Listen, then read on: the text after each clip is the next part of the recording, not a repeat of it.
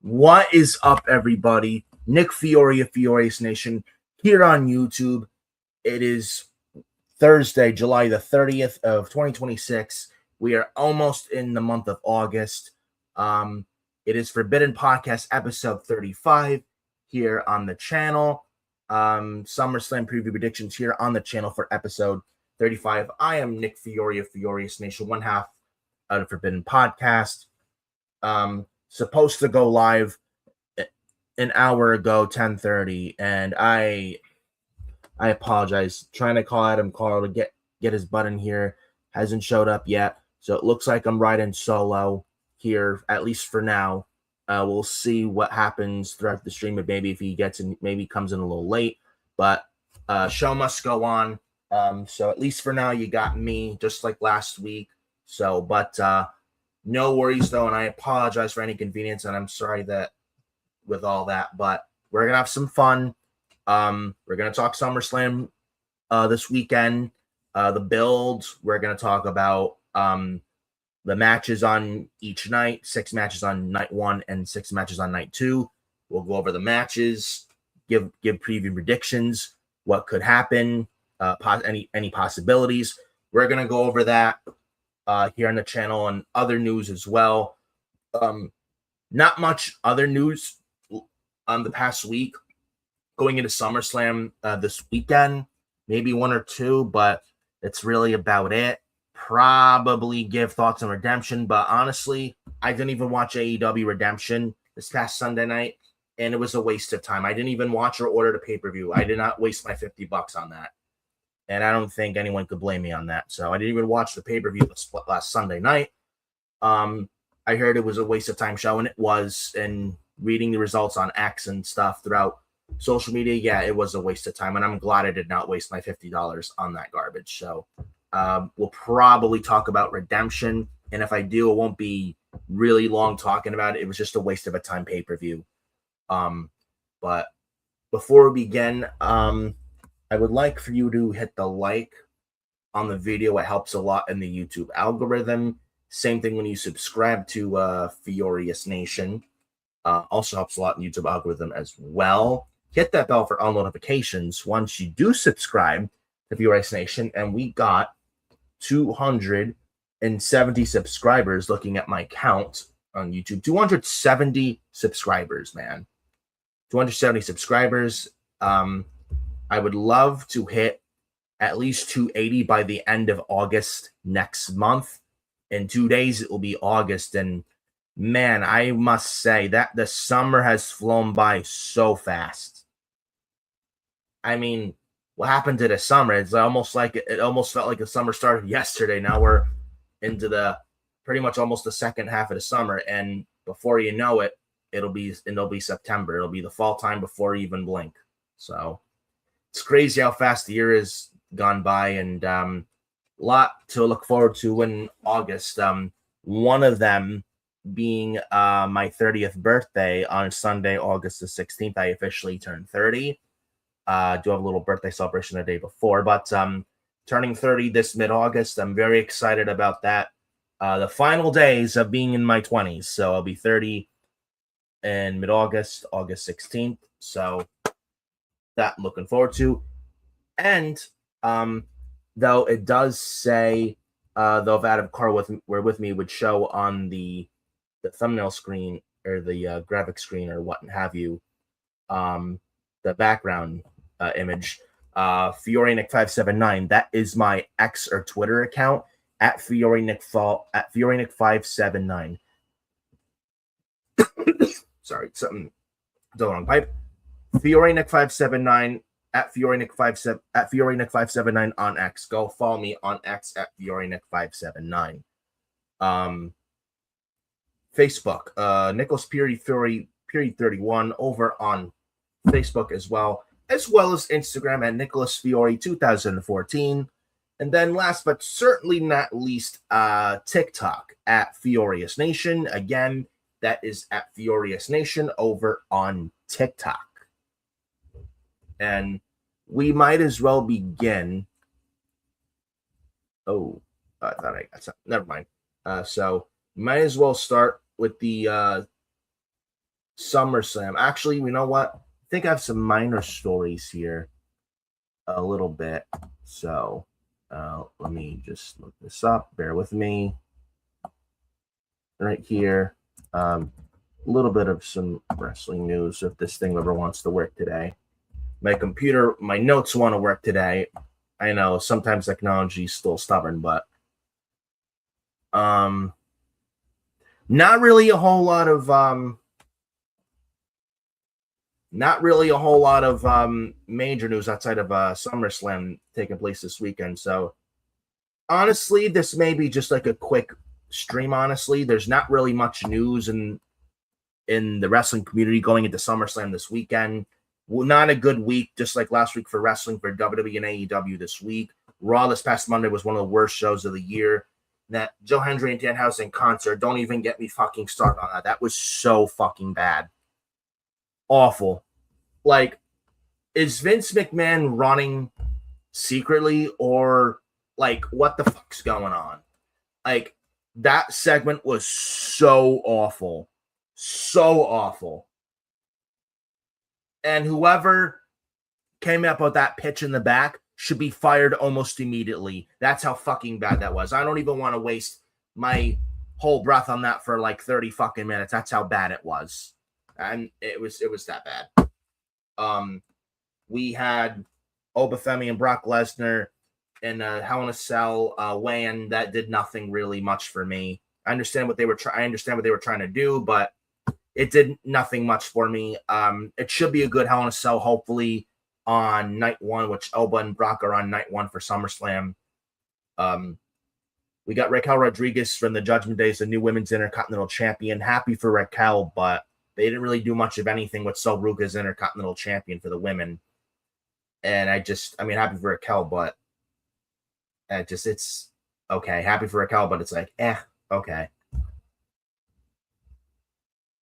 We had Otis and Akira Tozawa, the Alpha Academy versus the Vision for the World Tag Team titles, and they're leaving Braun Breaker off the SummerSlam card. Why?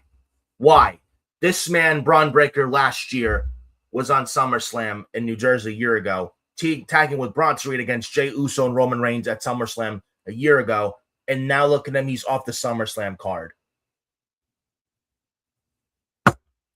Why?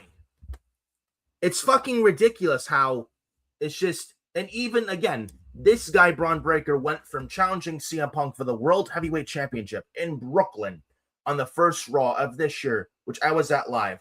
He went from that, and 6 months later, he's now in tag team slop on Monday Night Raw with the most worthless group in wrestling today outside of the Death Riders, the Vision.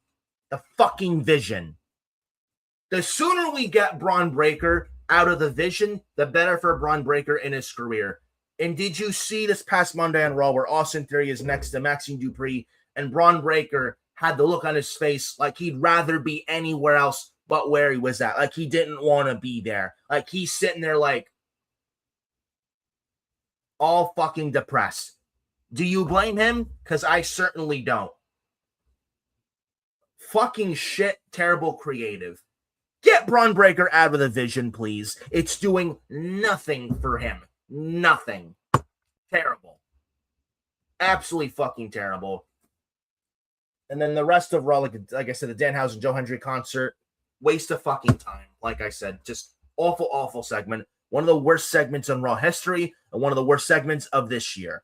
It'll definitely go up there for worst segments of the year when we do Year in the Word show for Furious Nation at the end of the year. Mark my words. Mark my words. We also had the Uso segment I didn't really care for that. The only redeeming quality of that and of the entire show, honestly, was Solo Sikoa.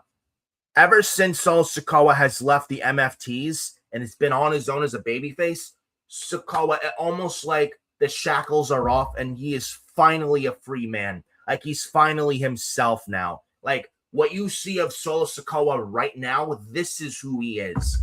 This is who Sikoa is.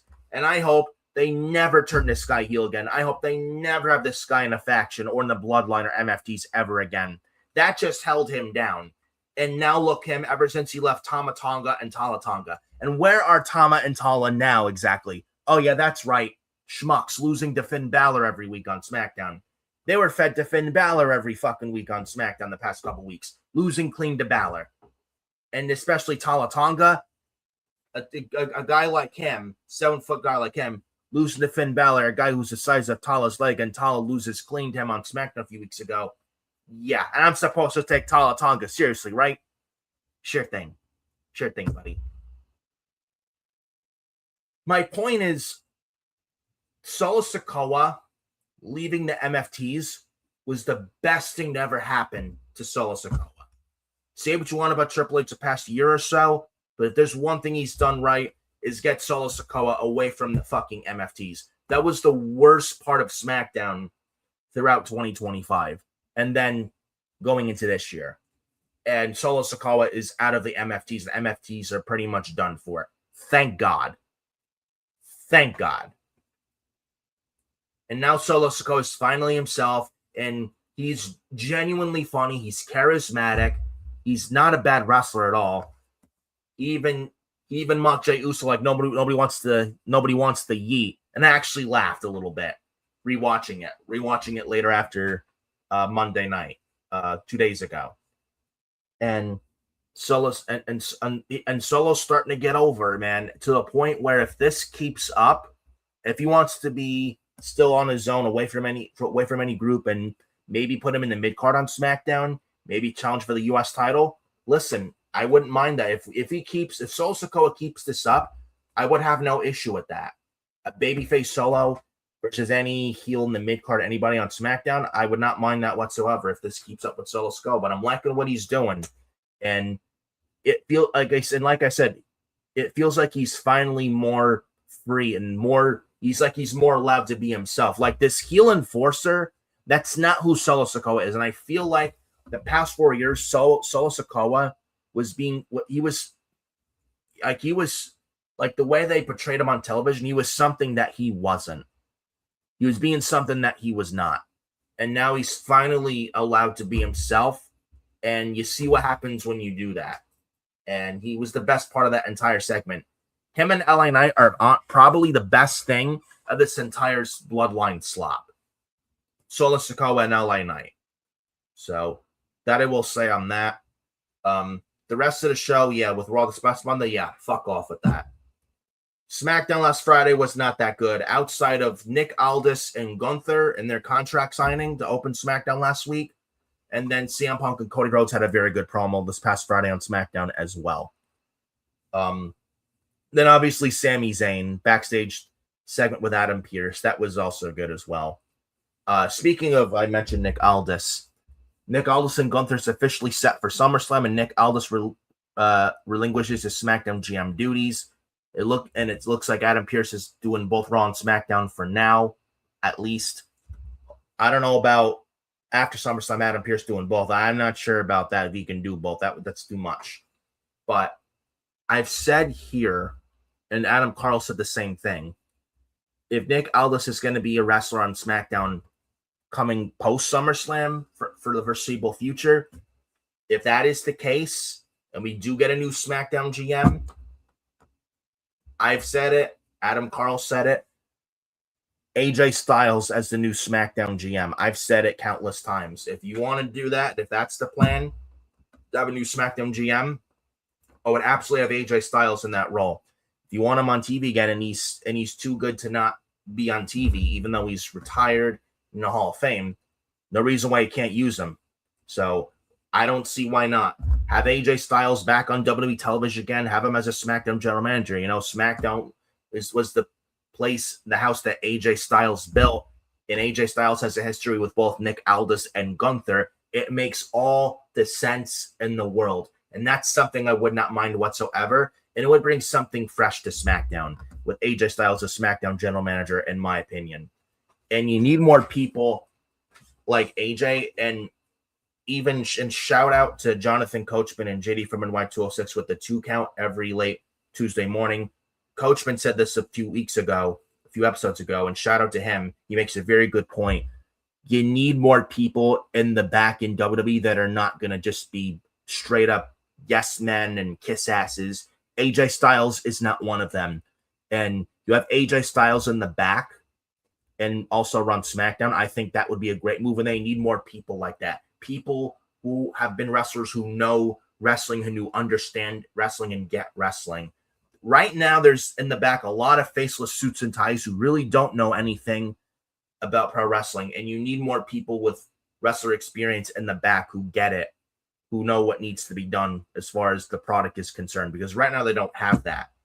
But if you had AJ Styles in the mix, I think that would be a very good move, because he was a wrestler and he knows what is good, what is not good, what sells, what doesn't sell, what gets over, what doesn't. And AJ Styles just, I feel like he would have a good mind for the business, and I feel that, you know, I think AJ there would be a breath of fresh air.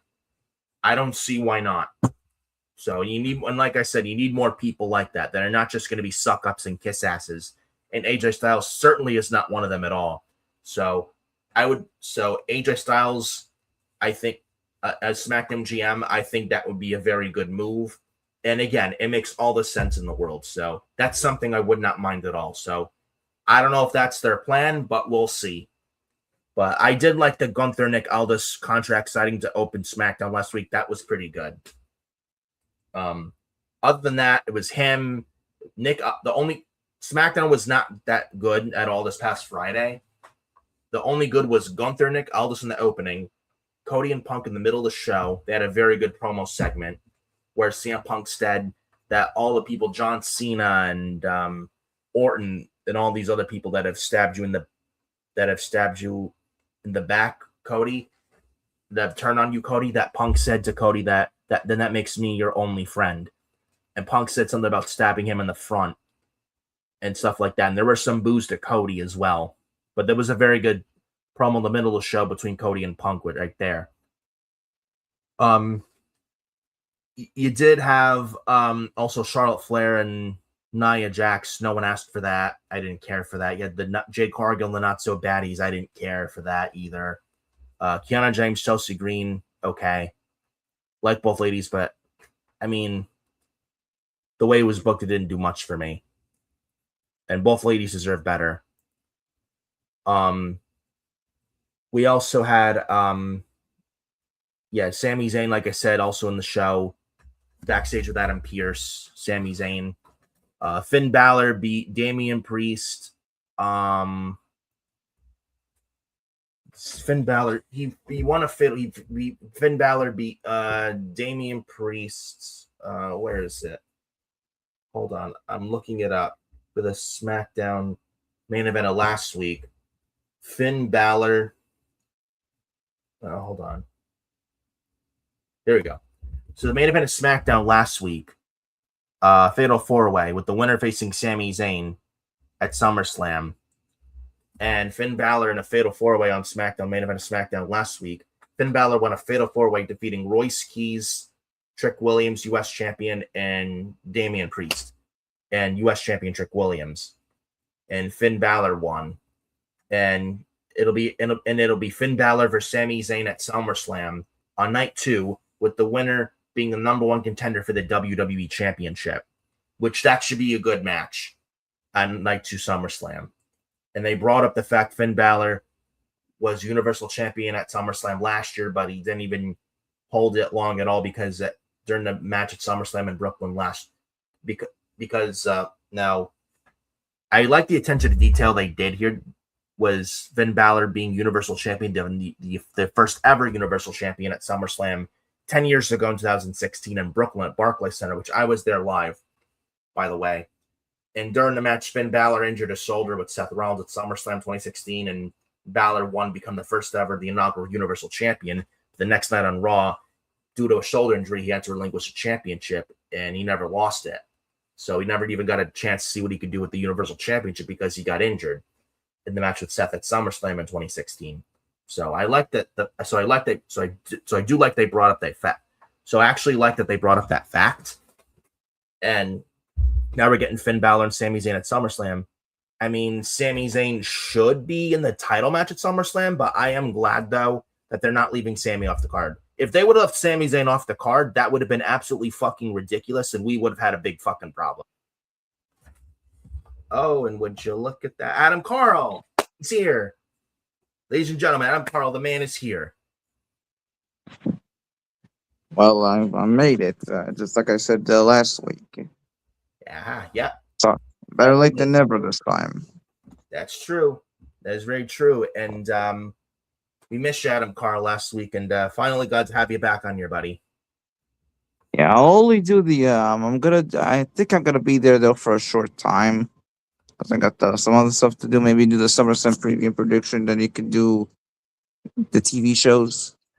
Well, actually, I'm not even going to waste time on the TV shows because this week was a horrible week for wrestling. Monday Night Raw this past Monday, SmackDown, NXT was actually not bad 2 nights ago with Mike Santana and the Grayson Waller pipe bomb. Oh, and I don't know what the fuck happened. There was an internet connection. Internet connection's good. That was weird. Fucking weird. I have no idea. But strange. Anyways, as I was saying, Finn Balor, Sami Zayn officially set for SummerSlam. Sami Zayn should be in the WWE title match at SummerSlam if it was up to me booking this thing. Just updating. Oh, okay, yeah, the Adobe thing. Oh, yeah, that thing.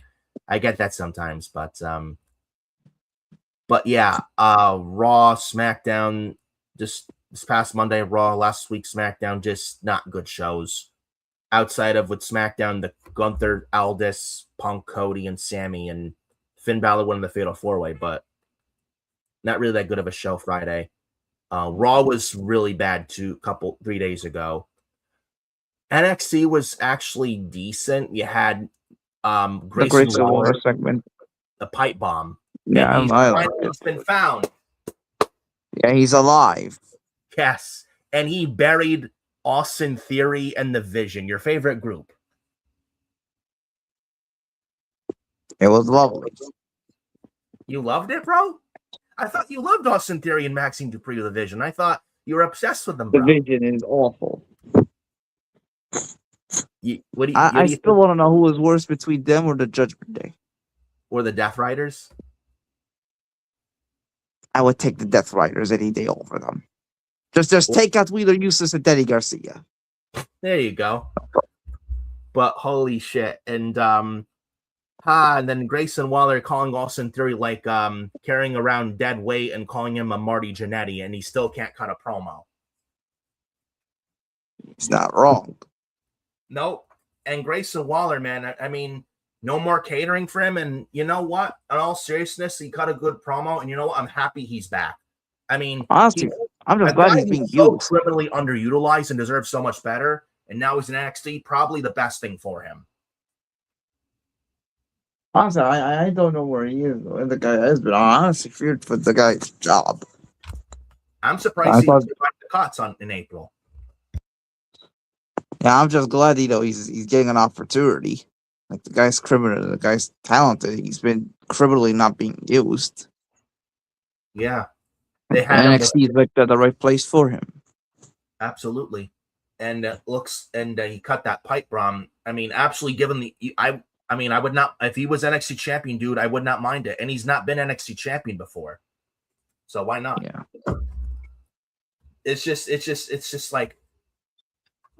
I feel Grayson Waller is the better wrestler. No disrespect to Austin Theory. Waller may be the better star than Theory, in my opinion. Well, that's a subjective thing, but Austin Theory, oh, well, he shaved his head. He beat John Cena at WrestleMania. What has that done for Austin Theory, I ask? Better question on top of all. Has it done anything for his career? Has it advanced his career? It did as much for his career as Solo Sikoa's. Well, when he himself beat John Cena. Nothing. Yeah. Oh, but he's with Maxine Dupree like a Edge and Lita. Do not ever compare Edge and Lita to these two geeks again. And by the way, Paul Heyman left the division. No wonder. Yeah. Angelina had nuclear heat. That speaks volumes, bro, when Paul Heyman left the division.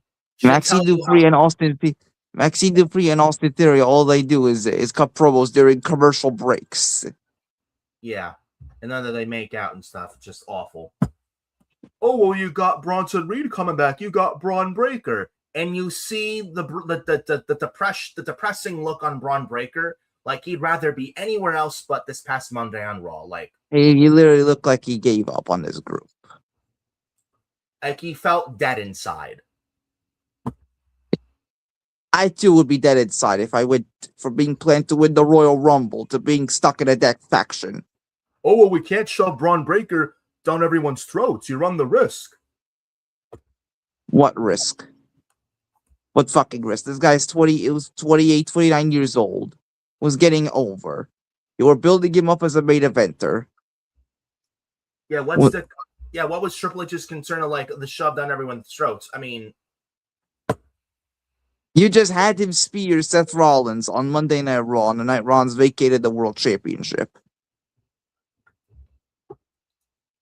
I don't know. I don't know why I think it's like he's like afraid they're gonna shove everyone down the throats. But no, we're stuck with that. But no, we're gonna be stuck with Bloodline slob. Well, don't blame Triple H for that shit. I thought you liked him. Why? What has Roman Reigns done with the World Heavyweight Championship since WrestleMania that has been so captivating that we got to keep the belt on him? He was gonna be full time. Now it looks like Roman went back to part time ways. All the while, meanwhile, Braun Breaker could be right now the World Heavyweight Champion. And Braun Breaker was gonna be winning the Rumble. That would have been great. It's just ridiculous. Oh, well, Triple H said you can't. There's like I have a little bit of concerns of shoving Braun Breaker down everyone's throats. Can't you understand that? You're worried about somebody being shoved down our throat. Meanwhile, you gave it to the guy who was shoved down our throats for 10 years. Well, he isn't now. Vince McMahon was a decade ago, yes.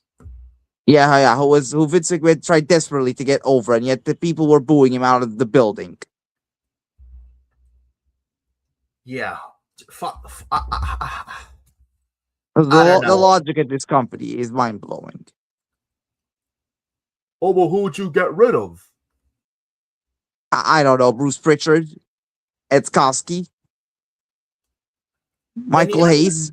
And Triple H just had to have creative. He just like signs off on it. Like, I don't know what's going on over there. And watching WWE on Real makes these people even dumb. Yeah, it's because really they're revealing all of this. It's really WWE Unreal has truly exposed how inept this current creative administration team is. It's awful. It really shows how clueless they are. And they're showing it gladly. That's the other thing. They're showing it gladly to the people on live TV or on streaming, whenever you watch it. When you have Bruce Pritchard saying, "Oh, Trick Williams and Obafemi, people like them, we need to be patient with them too because they're not going to be fucking ready." We have the same faces, the same people running creative the last 50 years. Garbage.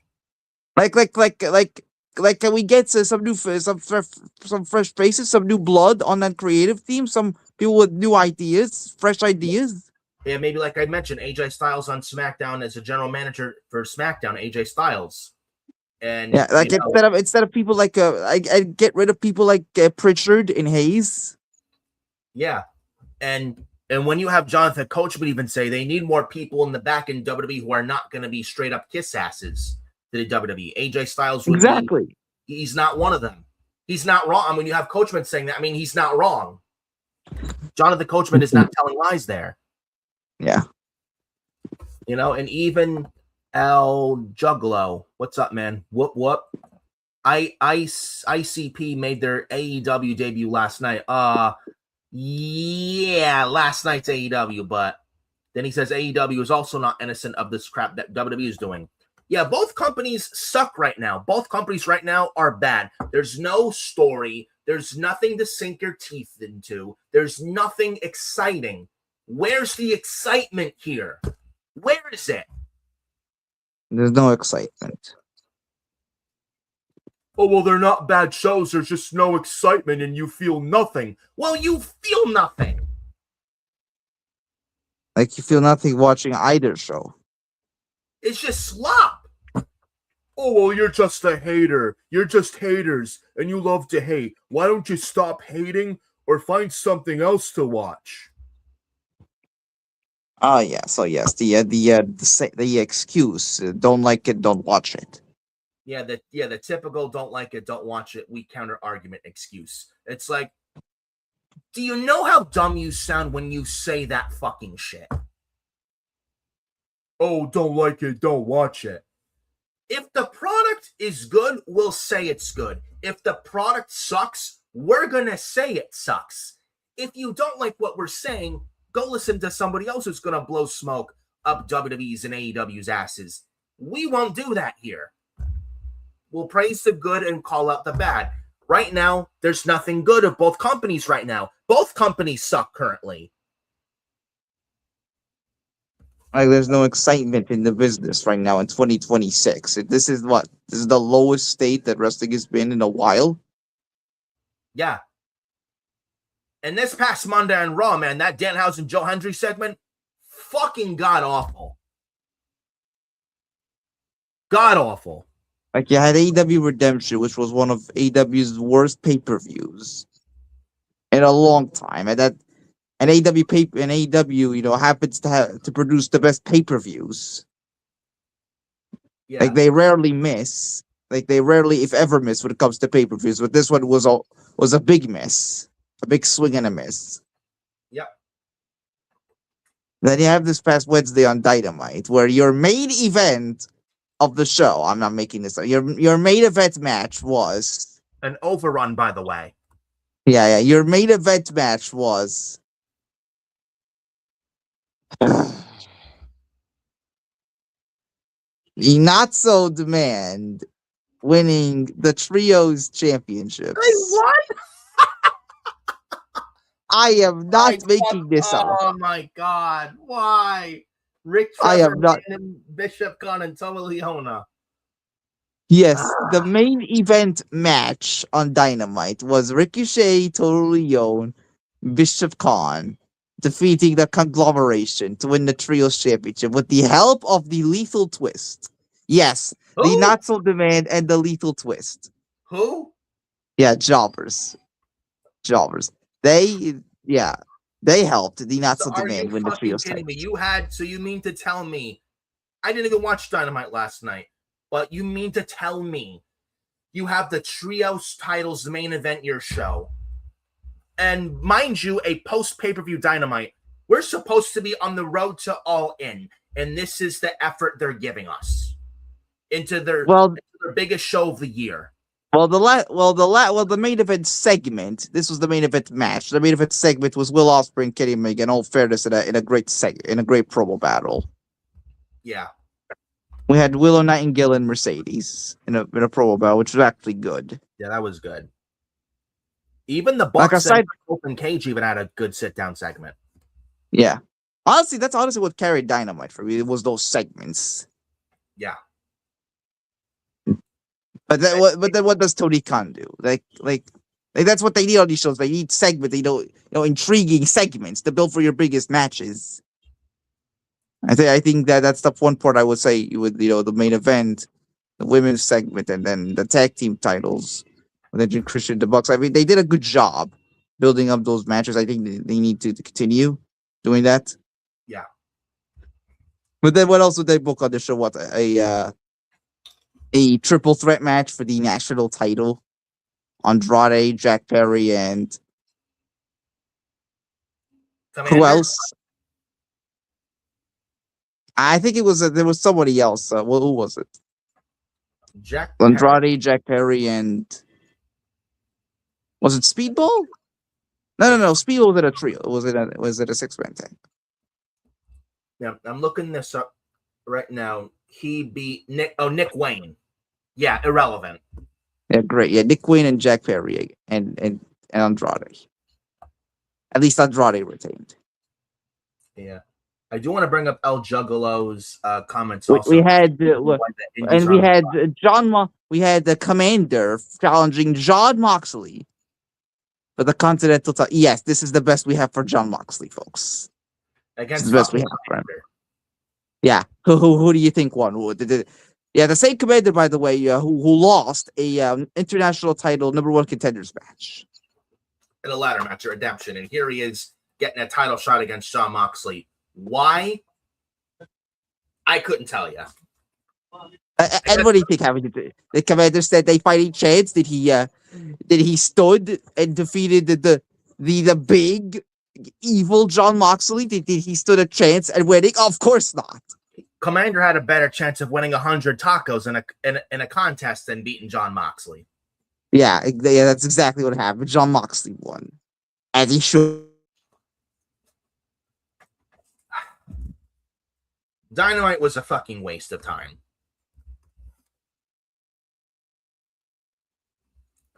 Dynamite was trash. Dynamite was a bad show. Oh, well, it was a good show. It was good graps. Good graps that meant what in the end? Absolutely nothing. It's just there. Random title matches given out to people who don't deserve it. Like, what the fuck are we doing here? And we're going into All In. This is AEW's WrestleMania of the calendar year, and this is the effort they're putting out. They should all be ashamed of themselves with what they're doing. Ashamed of themselves. Oh, and it looks like they had Adam Carl out of the chat. I don't know, maybe did Tony Khan hack the chat, bro? I mean, did you not go what you were saying? I mean, too bad. I mean, AEW is just like WWE is ice cold right now. AEW right now is also very, very fucking ice cold. And I'll juggle in the chat. I've rarely watched the promotions unless there's something major happening. Don't blame you. Then hell, and I'm Carl's back. Maybe Tony Khan didn't like what we were saying, but Juggalos, hell, the Juggalos have better booking than WWE and AEW.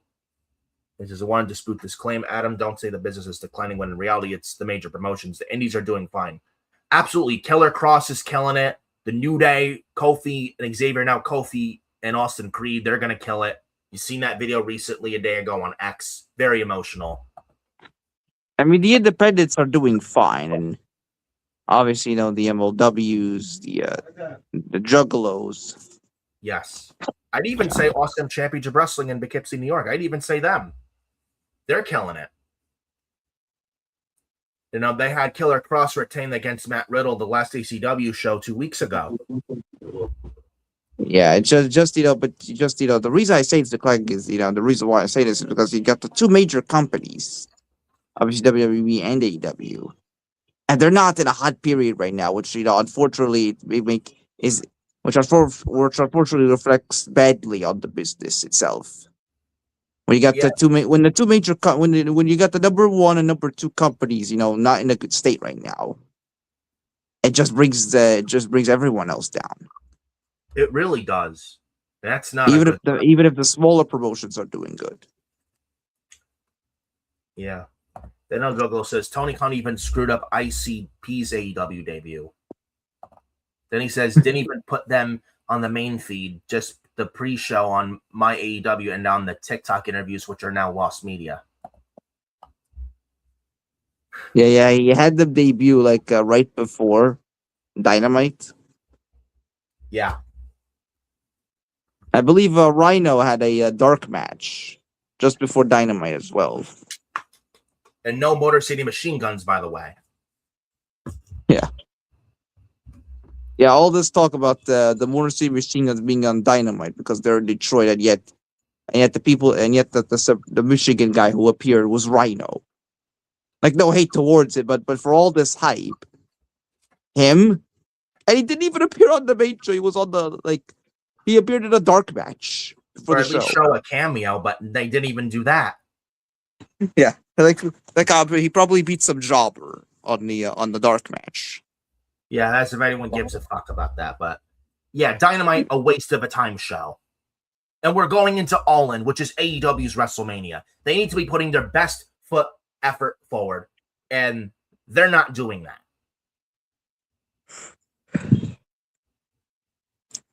They should be ashamed of themselves. Yeah, not just we're heading it to All In, we're heading it to SummerSlam too. Yeah. And we have one more SmackDown left. We have Julia and Lash Legend set for the final spot in the 5-woman interim women's title ladder match. Lash Legend and Julia. I'm going with Julia. I am going with Lash. Really? Why go with Lash? They have one heel in the ladder match so far.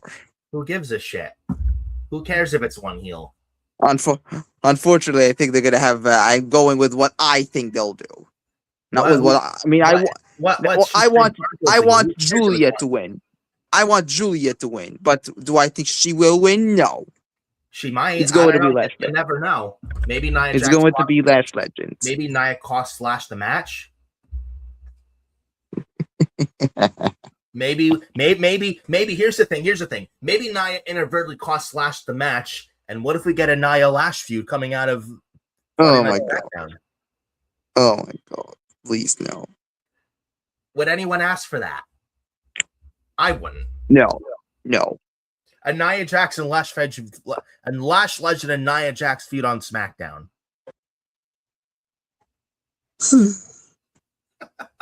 unless this leads to Mara Shante returning. Yes. And we get her and Lash back together. That's the only reason I'd accept it. I'm actually surprised you said that. Yeah, she's now a free agent from TNA. She's the former Jakara Jackson from NXT before she got released in the spring of last year. Now she was Mara Sade on TNA. Now she's a free agent.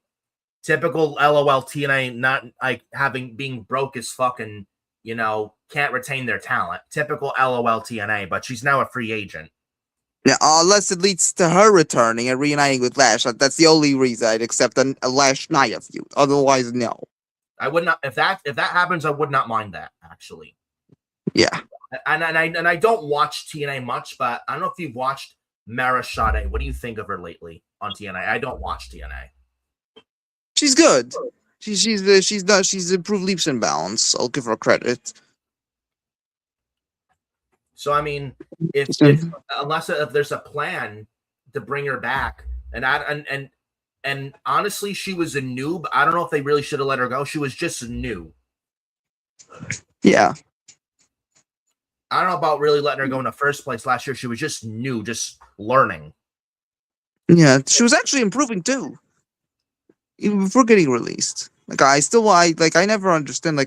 Why would you release her? Why not just call her up with Lash? I know they see a lot in Lash, but I feel Lash and Sade is probably better than Lash and Nia. Lash and Sade / Jakara were actually entertaining down in NXT when they were, especially with Noam Dar and Oro Menza down in NXT. They were actually very entertaining. The metaphor, they were very entertaining. And they had charisma to them. Yeah, like even then, I still don't understand why they let her go. If they want to bring her back, if she wants to go back, I would not mind it if that's the plan, to put her with Lash. Lash and Nia is just not working out. The Irresistible Forces, and they're not even booked like that. And they're not good. Yeah, Irresistible Forces. Yeah, more like the Irresistible Geeks. It's like really doing nothing. It's really doing nothing for either woman paired together, Lash and Nia. Like when was the last time they even won a match? When was the last time they looked threatening? Maybe they're supposed to be the women's tag titles, but that's about it. Yeah, like they're supposed to be these two unstoppable behemoths in the division, and they're anything but that. Yeah. Like Nia Jax just lost two. She lost 2 qualifying matches. Make them look like an idiot. Well, at least she has a good case because she was robbed. Yeah. And she had a good case. It's not like she lost clean then asked for another shot. That would have been different. Then I want to shit all over that. Yeah, Like she loses twice. She gets robbed, and you're not giving her another shot. Like this is the other thing. Why didn't they just do like a last chance match? Like for example, For not. like if you lost your first qualifier match, you get everyone that lost. They're just placed in a match. They get a last chance match. Yeah, I don't get that. Like come on. Yeah. I don't fucking know. But yeah, that was SmackDown Friday. Then, like I said, Finn Balor won a fatal 4-way match to get Sami Zayn at SummerSlam. Again, I'm glad they're not leaving Sami off the card. That would be fucking ridiculous, big time. Yeah. But I'm just glad that he's on the card somehow, some way. If you're not gonna put him in the championship match with Cody and CM Punk. If it was up to me, I would put him in the title match, no questions asked. But if you're not going to do that, you can't leave him off the card because he's the best part of SmackDown and the product right now. And no way in hell you're leaving him off the fucking card. No way. Well, at least he gets Finn Balor on the SummerSlam card somehow. At least he gets him on the card, which I'm okay with. And he's had momentum lately. Why would you not put him on the card in a meaningful way? Yeah. You know, but that was SmackDown Friday. Monday was off. We also had Rusev, Javon Evans. Good match. I did see some footage of Rusev like no selling a finish from Javon after blue pinned by Javon Evans. People are I don't think it's unhappy or that he doesn't like to lose or whatnot. I think Sapp even debunked this. Yeah. Don't believe those people when they say that Rusev walked out. He didn't. Or he's not happy with creative. He's frustrated and he knows how to finish. No, don't believe these people. After he was pinned by the OG Cutter, he immediately rolled out and got up like no sell the offense, and he just walked right out. Did the camera even catch it? Did the WWE camera even catch it? No, but if you watch like the live during the show live camera, you see it. But I think Sean Ross Sapp of Fightful Select even said, no, none of this is true. He's not frustrated or he's not unhappy or whatnot. Like this is what other wrestlers do. This is what wrestlers do when they lose a match. They get immediately out of the ring. They just know, like they just shouldn't show it on camera. There will be other people that bring up, guys like Rusev don't like putting others over. They don't like to lose, and they play politics. They don't want to put this one over, that one over, and they don't like to lose with this one or that one, the politics. I mean, wrestling's a very political game, too. If Rusev didn't like putting over Javon Evans, he wouldn't have done it on Raw. That's another story people are making up. Like, Rusev plays politics. He doesn't like losing, and, that don't work for me, and that'll work for me, brother, and stuff like that. Clearly they don't watch the shows. Like how, like, Roman Reigns. I mean, Roman Reigns is a politician. Cody Rhodes is too. That's a definite. But Rusev, like, I mean, I think people make up these made-up narratives that they want to spread around and try and make others look bad. That's very typical. Like he's a mid-carder. He's a mid-carder. How could a mid-carder be a politician? Yeah, there are people out there that will spread up lies and bullshit to make other people look bad. It's disgusting. It is. I think they even said the same thing about Aleister/Malachi Black. Like, he had a back injury, but he didn't want to lose in singles competition. That's why he had him in a trio. So in his time in AEW, he didn't want to lose clean in a singles way. Or I don't believe that for a second from the start. And it's not true at all. His back injury was someone that he already had from like 2020, 2021. Yeah. And even then he came back after 6 months? It wasn't like he was out for that for a long time for a back injury. Yeah, it was all fucking debunked. All fucking debunked. But yeah, then Ethan Page and Rey Mysterio. I love those two, but does it mean anything? Like we've seen these two fight already for months. Like, can we move on to something new for Ethan Page?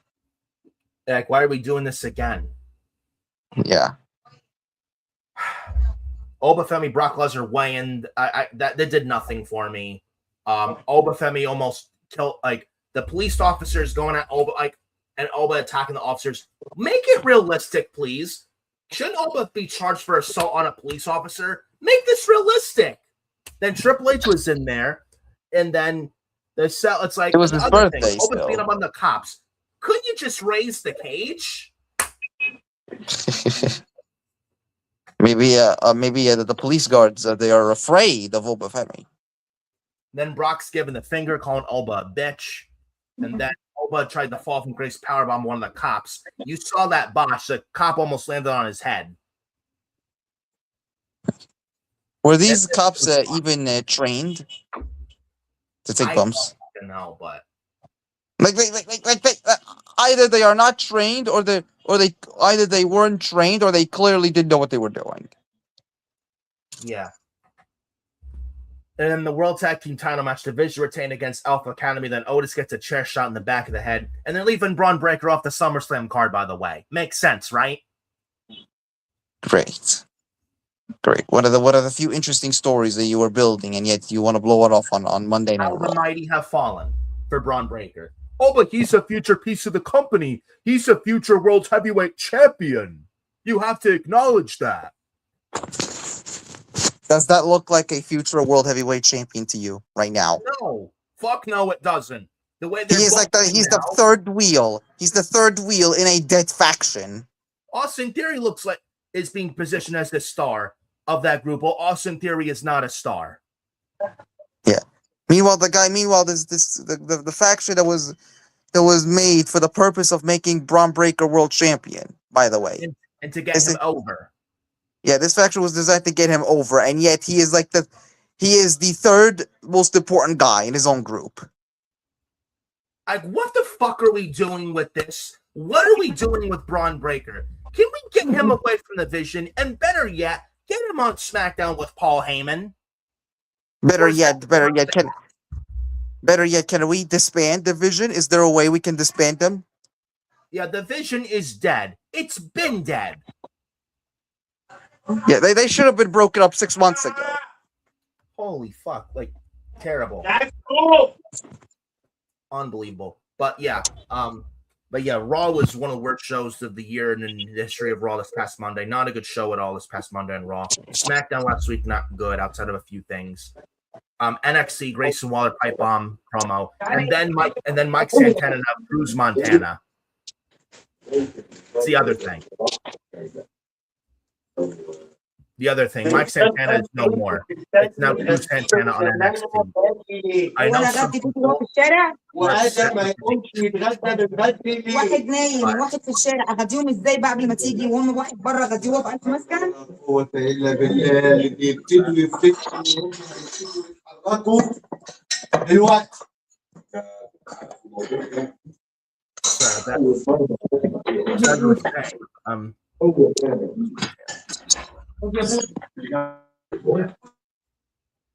Sorry about that. So yeah, Mike Santana. Also, I think he main evented NXT Tuesday. He's now Cruz Montana. So Mike Santana is now Cruz Montana. What are your thoughts on this name change? Because I was thinking this is just not good at all. But I think looking back, I mean, if you're going to do a name change, do it for a good reason. And the name change only It's a goes tribute so to his far. dad. It is. It's a tribute to his dad. I'm not gonna shit on that. I can understand the meaning of that name to him. Yeah, I think with his father, I think he lost his father 6 years ago. Yeah, unfortunately, sadly. And then the name Montana, a character from the same film who preached Latino empowerment and positive change. And Cruz from the word Cruz, also Candelaria, a character who overcame addiction and rebuilt his life, mirroring Santana's personal recovery.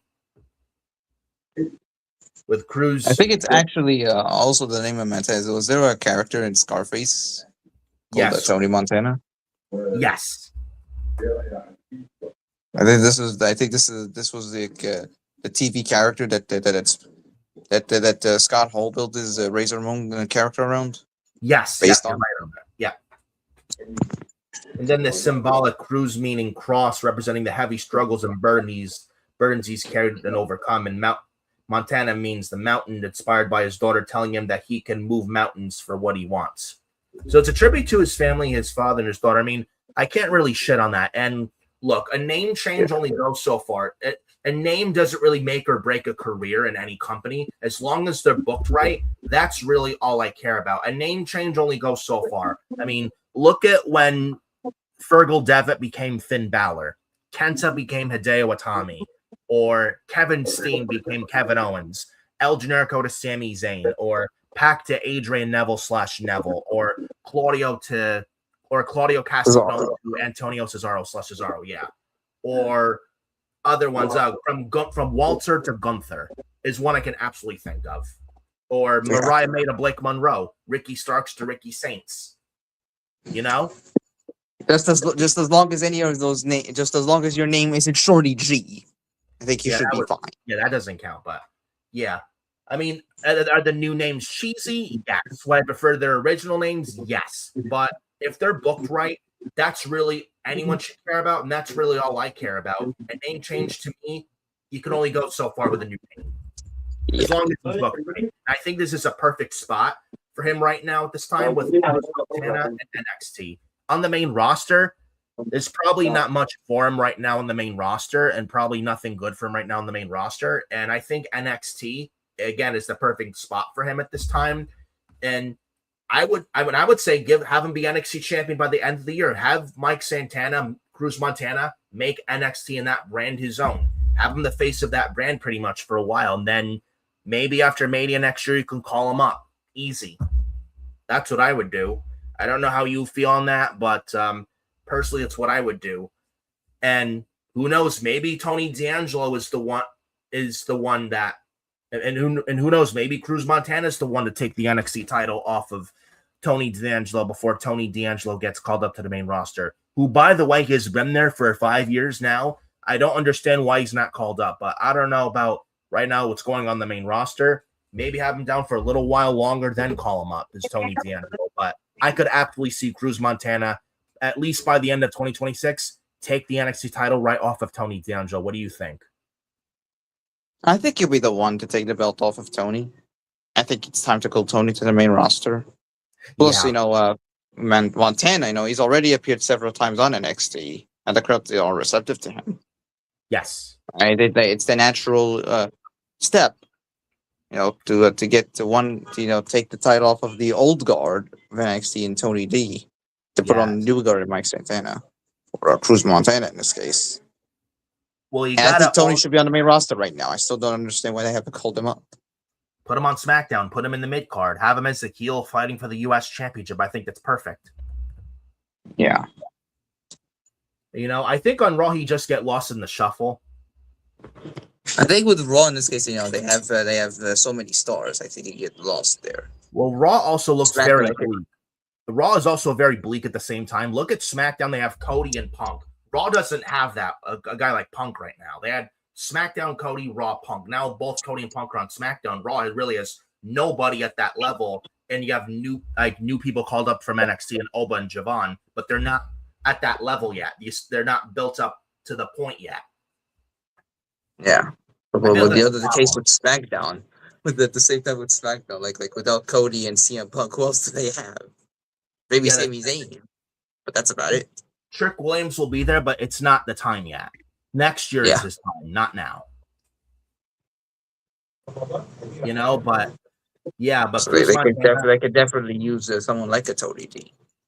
Yeah, and you move to old guard, Tony D to the main roster. Maybe that's why they brought in Grayson Waller to NXT. Yeah, but I'm happy. I'm happy he still has a job. I'm so shocked he even survived the budget cuts on April. Yeah, honestly, me too. I'm surprised as well. But he's a very good wrestler. Him. And Grayson Waller's actually very good.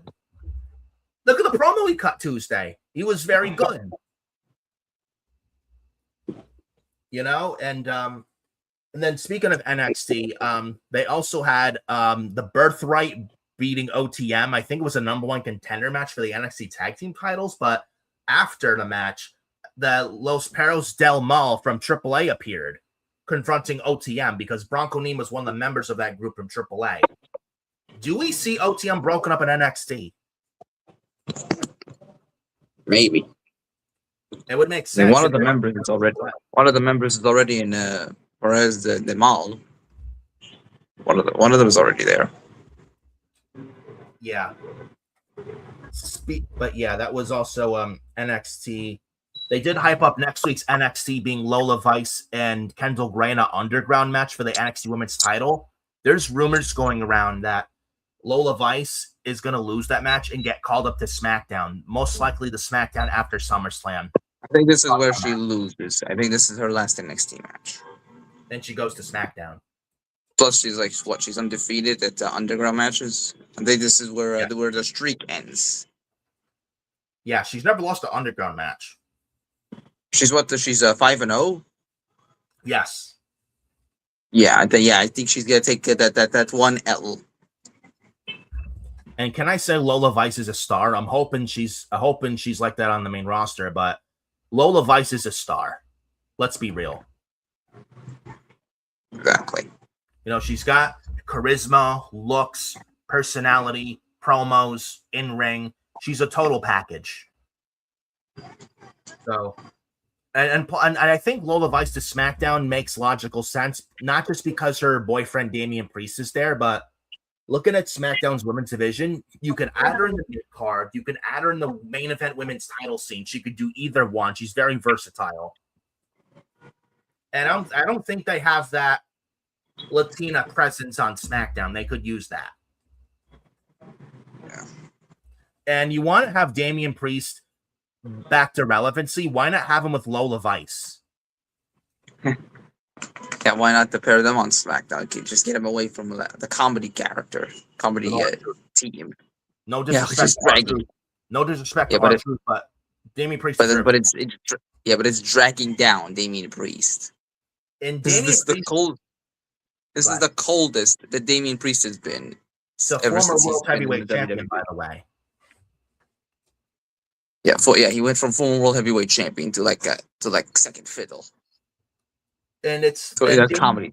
Even mentioned backstage to Cody this past Friday on SmackDown. The people in the back are sick and tired of you on the top all the time, Cody. And this is the first time that he has felt any genuine, like a genuine character instead of a comedy loser. I mean, tell Damian Priest when he's telling lies. Yeah, like, can we do more of that with him? Like, no hate towards our truth, but really, this is the best we got for Priest. Oh, but that means you release our truth after that, right? What do you do with our truth after that? I don't know. Maybe have it work backstage. What about the awesome truth again, or no? Oh my God, no. No? Not even an option? No, it should never be considered. By the way, where's The Miz and Kit Wilson after being cursed by Danhausen? Yeah, hopefully they don't appear again on live television.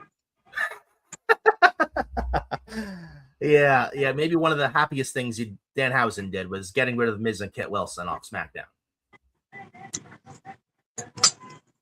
But I'm getting a little bit off track here, but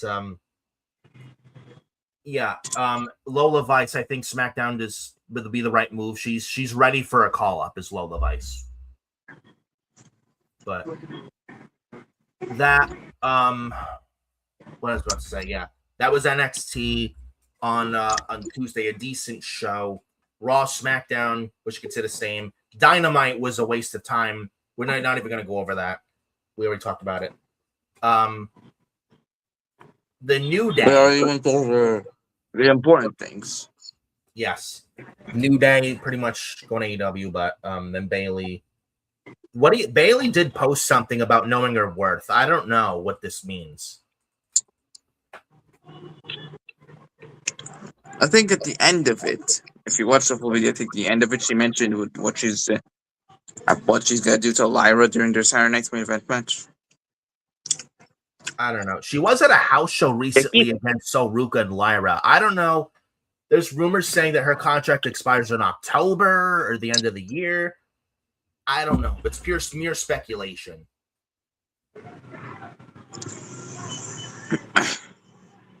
I mean, they're featuring her. I don't know if they would be featuring her this much if she was leaving. I don't know, but whatever she wants to do, I hope she, just want her to be happy. But I don't know. I can't see Triple H letting her go like that. He'd be stupid to let her go. Yeah. then that says a lot about him, and I would call him out on that. And at that point, we need someone fresh and creative instead of creative. Like how is Undertaker doing a better job than you with AAA? I don't know, man. Even Shawn Michaels this past Tuesday on NXT did a better job. Something is very fishy behind the scenes. They clearly don't want to reveal. What happened? Something's clearly fishy behind the scenes that they don't want to reveal. Do you think Vince McMahon is back in power? No. There's another thing. Janelle Grant and Vince McMahon, they settled the case last week. Now going to private arbitration, it's settled. I can believe something though. I can believe. Maybe it's a theory, but I can believe that Bruce Pritchard and Michael Hayes is snitch on Triple H for Vince. Like they tell Vince what's happening behind the scenes. Yeah, that I could believe, but some people think like it wouldn't be shock me if Vince McMahon's brought back by TKO or if he's back in a private like interim or like some kind of way or like prominent role or showing up on TV in a private office or having his own private office work or show up on TV here and there as a surprise or a Hall of Fame induction or something like that. Vince McMahon being on TV or having any power is what almost cost this company sponsors. Yeah. I don't think he goes in the Hall of Fame either. Yeah, Slim Jim literally threatened to pull out of their partnership if this man was still anywhere near the company. And and I don't like using them a lot, Ringside News, apparently they say Vince McMahon would allegedly accept a secret WWE return or what have you, or like a limited, saying WWE could eventually bring McMahon back as a limited figurehead. Right, you think Vince McMahon's gonna come back to this company and not want to be in creative again? These people are so insane. But do you think they would bring him back? No. Literally, him being in that company was a bad look on them. To where sponsors almost pulled. Didn't Slim Jim pull out 2 years ago? Yeah, I think they almost did. And we all know one thing that TKO loves above anything, which is their wallets. Their corporate sponsors. Yeah, the almighty dollar. And when their money pockets get hit hard, that's when they listen. Yeah. Like, why would they risk bringing this guy back? This man is a liability. It's a major black eye that they have enough fucking problems. They don't need a major black eye on them. That's a horrible, horrible, extremely bad look. That's a tainted bad look that they don't need and no company fucking needs. Maybe, what about the Hall of Fame? No? No. I would assume just like Benoit in the Hall of Fame, absolutely not. No. He will never go in there. Yeah, I mean, Chris Benoit will never go in. Vince McMahon probably not, right? That's another thing people saying, oh, what about Vince McMahon in the Hall of Fame? Because without him, none of this exists, and he is a childhood for all of us, and wrestling is not where it is today without him.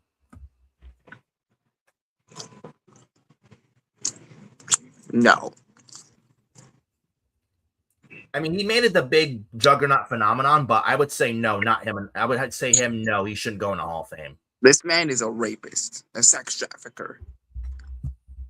Yeah. Why would you have that pedophile? Why would you have that bad look on you by inducting him into the Hall of Fame? Yeah, you don't need that. So no, I would say no to that.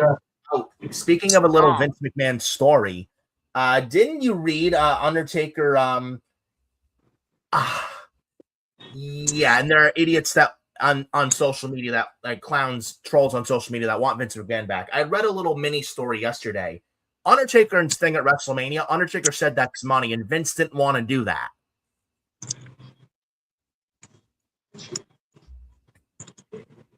Shocking? No. And then and even a little other mini story added to it. Remember around this time, the Great American Bash in 2006, that infamous first ever Punjabi prison match that was supposed to be the Undertaker versus the Great Khali, but it changed to Undertaker versus then ECW champion The Big Show. And Undertaker tried to admit to Vince, like, Vince, you're wrong on this. You're wrong on this. And Vince, for once, finally admitted he was wrong to the Undertaker. This was around this time 20 years ago. That's another thing. That first ever Punjabi prison. And Undertaker and Vince were button heads. Undertaker tried to tell Vince, no, this is not it. This is not going to work. This is a terrible idea. And Vince finally listened and said this was a bad idea.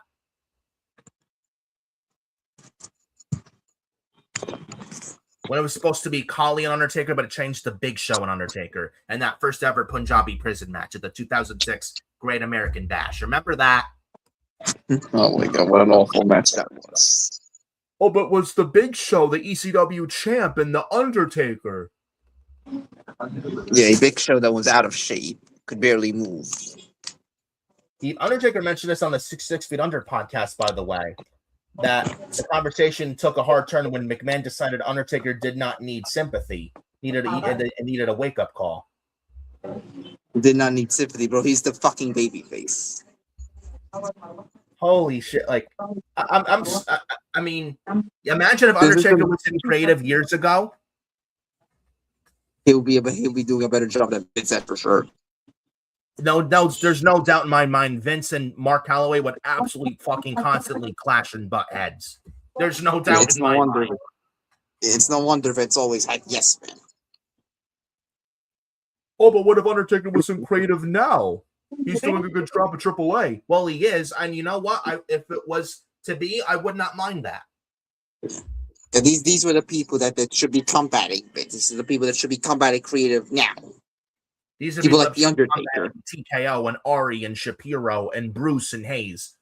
I mean, Triple H just approves it. I don't think Undertaker would. Yeah, people like Taker are stand-up guys who actually know the business. Like, I don't know what's up with Paul Levesque. I don't know, man. Comparing him with Undertaker, what do you think? I think Triple H is I think there's some other stuff that we don't know of that they're not telling us. I think he's doing this to appease his masters. He doesn't have all the power. And I read another story. Rock and TKO are not having a good relationship. Rock and TKO. I believe. I don't know what's going on. It's a mess over there. Some people are saying it could be Rock and they're trying to push Triple H out to get Rock and Brian Gerwicks of Seven Bucks Production in there. I don't know. Maybe just mere speculation.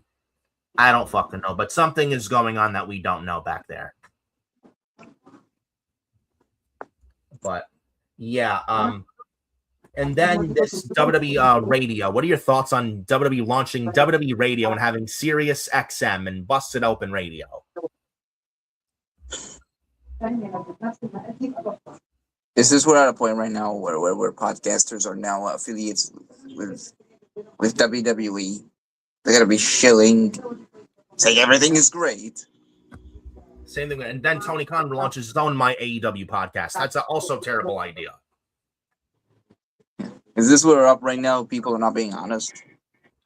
But we need good. We need good in the community, like certain names. What, they don't call out the bad? Yeah. Oh, if you criticize, that means you hate. No, it doesn't. No, it doesn't. I wonder what was Dave LaGreca's reaction watching that Danhausen and Joe Hendry segment. I did hear a little bit of that. He did shit on that, which is good. Good. How long that lasts, I don't know. Time will tell. And do you really trust WWE to not monetize or whatnot? No. They want to be in control of everything. Oh, you just hate. They want their takeover of all the promotions and monopolize. You just hate. This is not hate. This is genuine, honest criticism. Well, criticism means you hate. No, criticism is actually healthy. If it's good, it's good. If it's bad, it's bad. That's like we criticize because we care. You think these fake reactors, like an easy mini, you really think they care? No. And they just want a handout. They don't respect WWE. They don't respect wrestling. They don't respect the company or the industry. They're just there for themselves and a paycheck. They hate the company, don't respect them. I even heard an incident with Neon not long ago at Fanatics Fest with Penta when he was unmasked. I think he went in a locker room and Penta put him right in his place. Good on Penta. Yeah, like what are with these fucking entitled people? Like, these are not fans. Oh, well, they're fans like you. They're not fans. People like Easy and Manny are the kinds of people in Neon. They're the kinds of people that would follow wrestlers at the airport to get an autograph to sell on eBay because they don't want to fucking work. Those are the kinds of people that would do that. These are not fans. These are stalkers.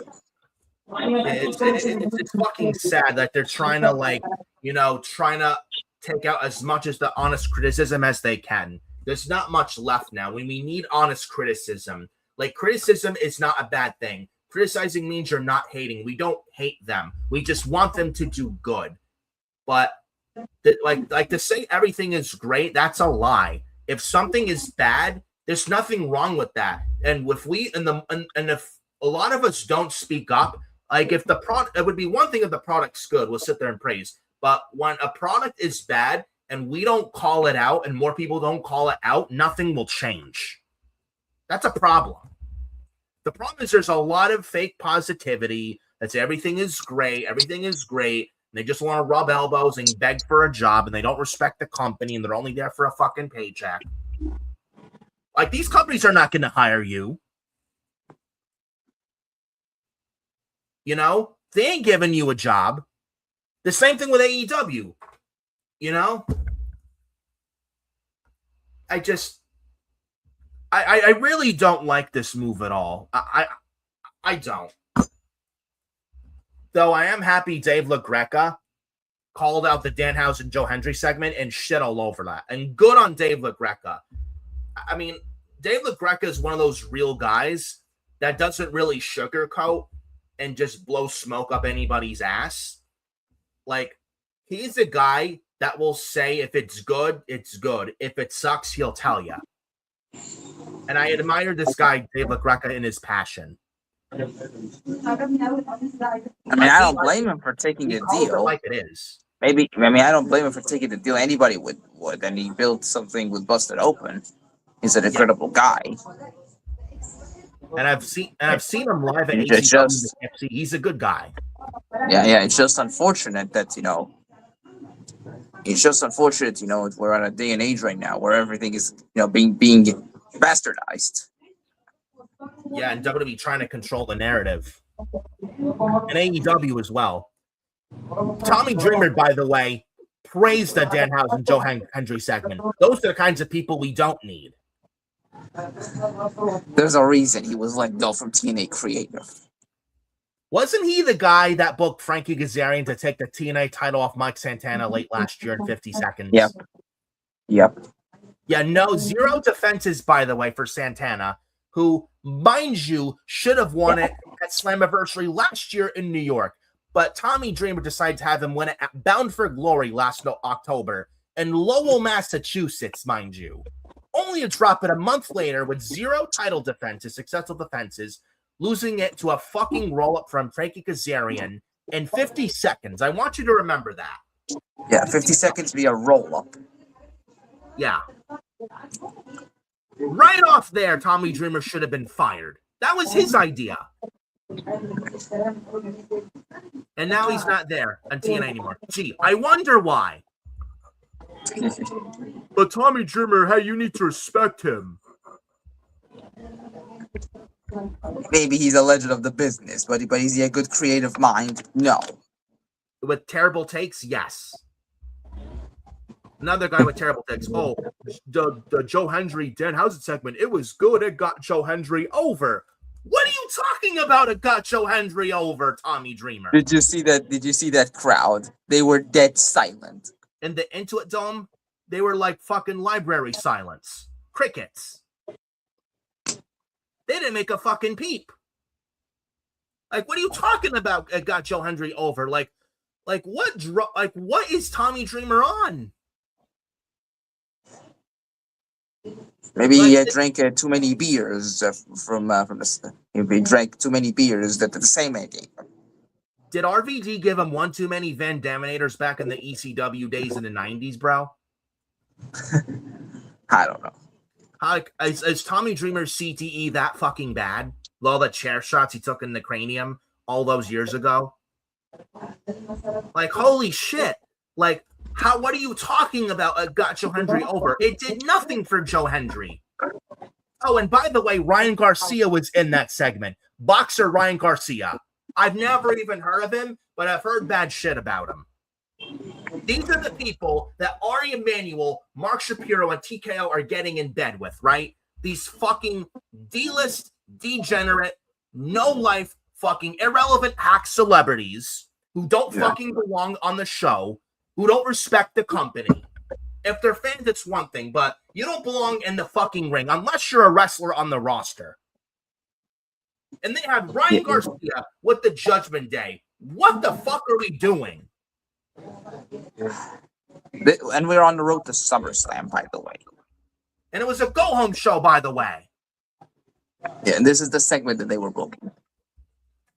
Like, what the fuck was that? Like, oh, but he has an upcoming boxing fight. I don't give a fuck if he has a boxing fight upcoming or not. But you are building to the second biggest show of the year.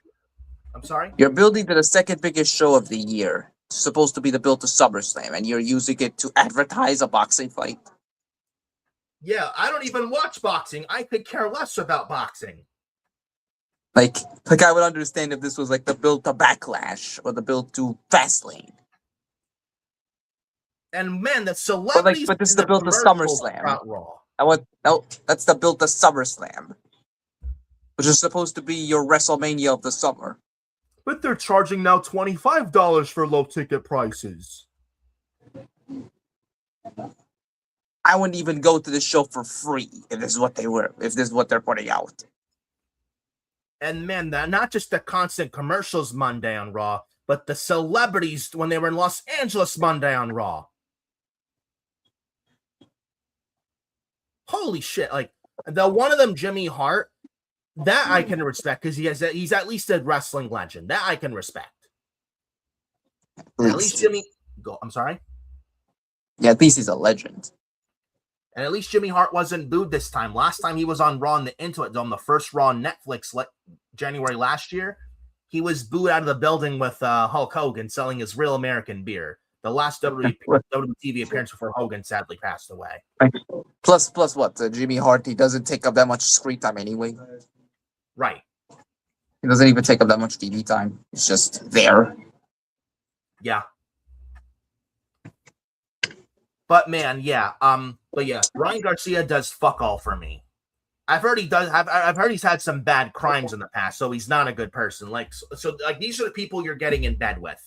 Like, can we not can we have these fucking can we have these fucking degenerate pedophiles off the fucking show? Literally. They don't belong on the show. They have zero business being on the show. They should be nowhere near in that fucking ring.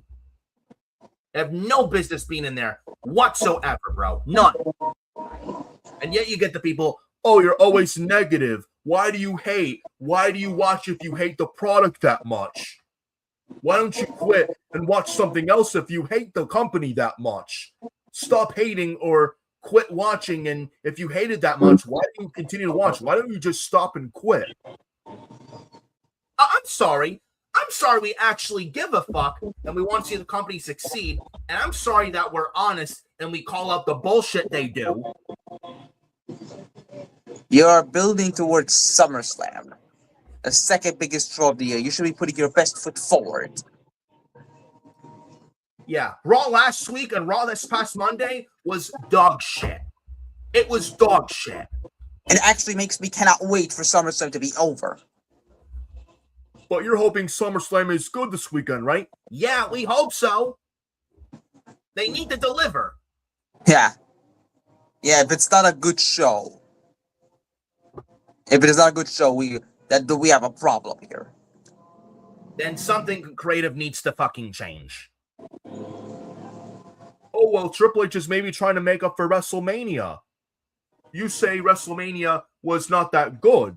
Maybe Triple H, Triple H wants to make up for WrestleMania with this year's SummerSlam. He better. Yeah.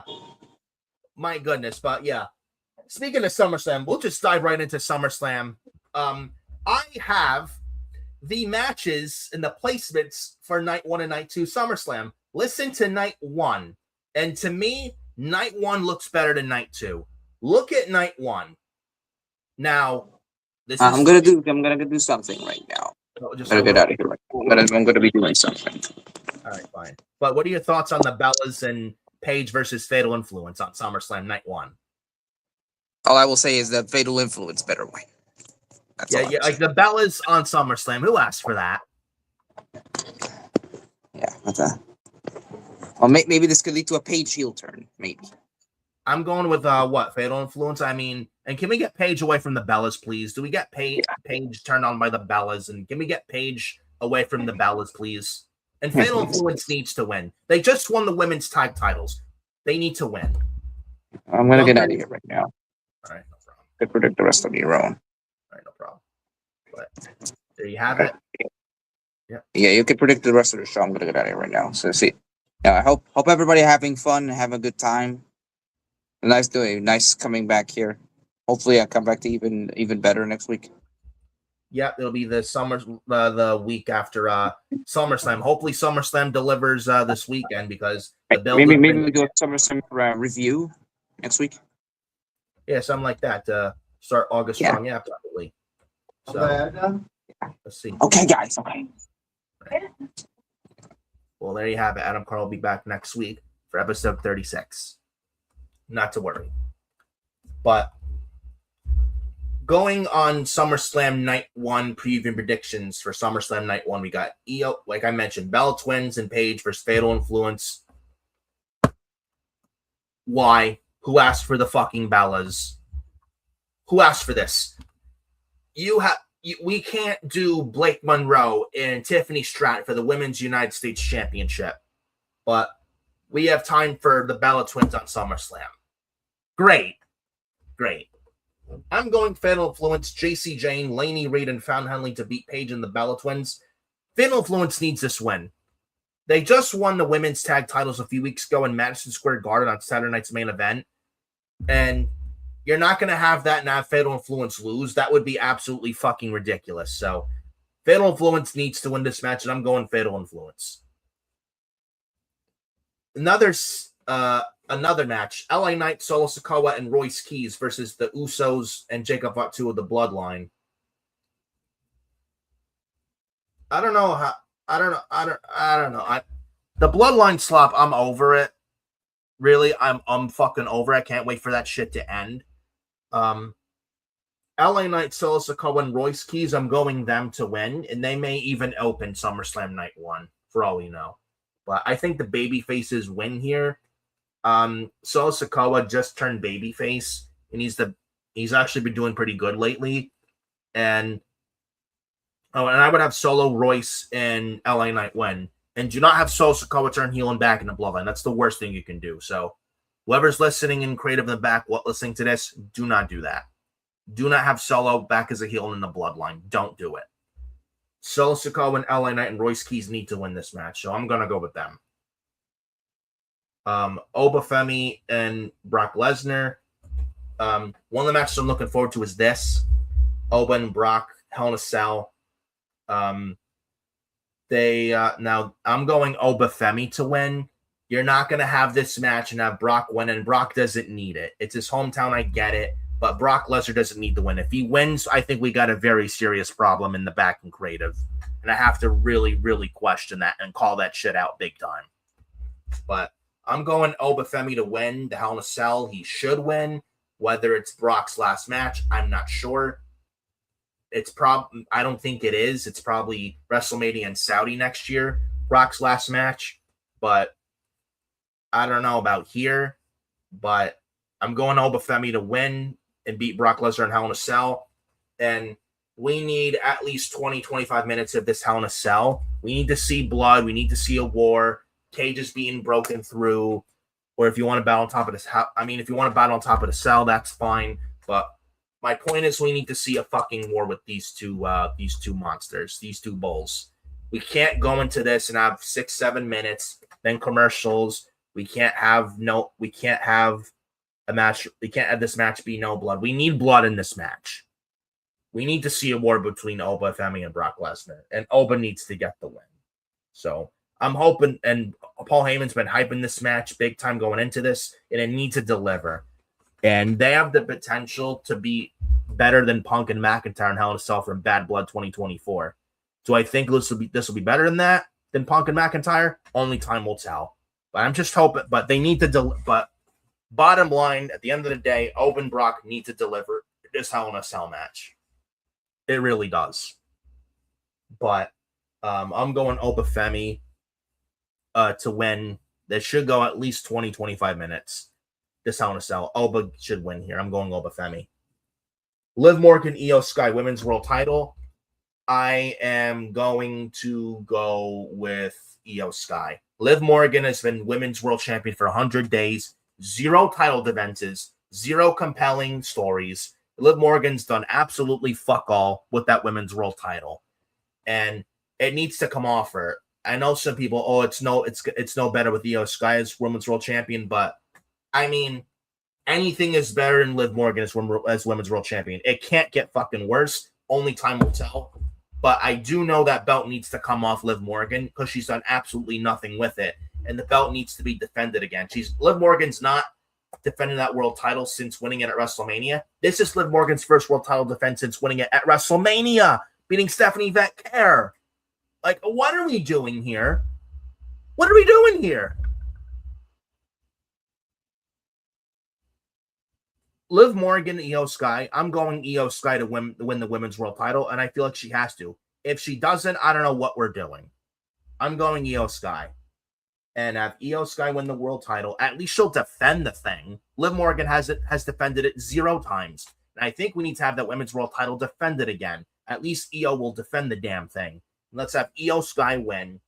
And whenever Rhea Ripley comes back from her injury, have her beat whoever wins the ladder match on night 2 for the women's championship interim women's title ladder match. Have Rhea beat whoever wins that when Rhea comes back. And going into Crown Jewel, champion versus champion, Rhea Ripley versus Io Sky, champion versus champion. There's a story there where Rhea's never beat Io. And you do Rhea versus Io, women's champion versus women's champion versus champion match at Crown Jewel this fall. Boom. If that's the direction I would do. So I'm going Io Sky to win the women's world title. And do we see Stephanie Vecchia back also? I don't know. She's supposed to be due back any time now. Hopefully she's back soon because the Raw Women's Division could absolutely use her. So I don't know if we see her at SummerSlam or the Raw after SummerSlam, but only time will tell. But again, I'm going Io Sky to win and become the new Women's World Champion. And that's the right move. I don't think Liv Morgan should win at all.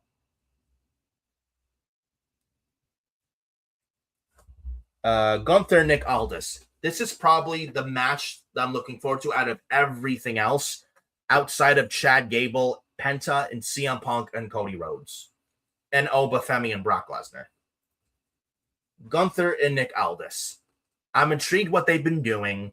And Gunther, Nick Aldis. This is Nick Aldis' first match in WWE. He's been the SmackDown GM for 3 years. He's finally in the WWE ring. And I'm interested to see what they do with Gunther and Nick Aldis, especially Nick Aldis at SummerSlam. Do I think Nick Aldis wins at his first match? No. I think Gunther should win. For Gunther to lose to a SmackDown GM, I think that would really harm Gunther a lot. And with this career killer gimmick and stuff like that, and now they're building up Gunther, retired Goldberg, AJ Styles, and John Cena. I don't think it's a good look for Gunther whatsoever to have him go into SummerSlam and lose to Nick Aldis. I think Gunther wins, and I think he should. Nick Aldis will look good, but I think Gunther gets the victory, is what I would do. So I'm going Gunther to go over Nick Aldis. Should be good, though, and I'm looking forward to that match, though, but I'm going Gunther to win. And then the sixth match on night 1, I think this main event's night 1.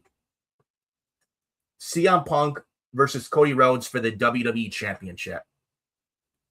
Finally glad we got some tension with these two coming out of Saturday Night's main event a few weeks ago.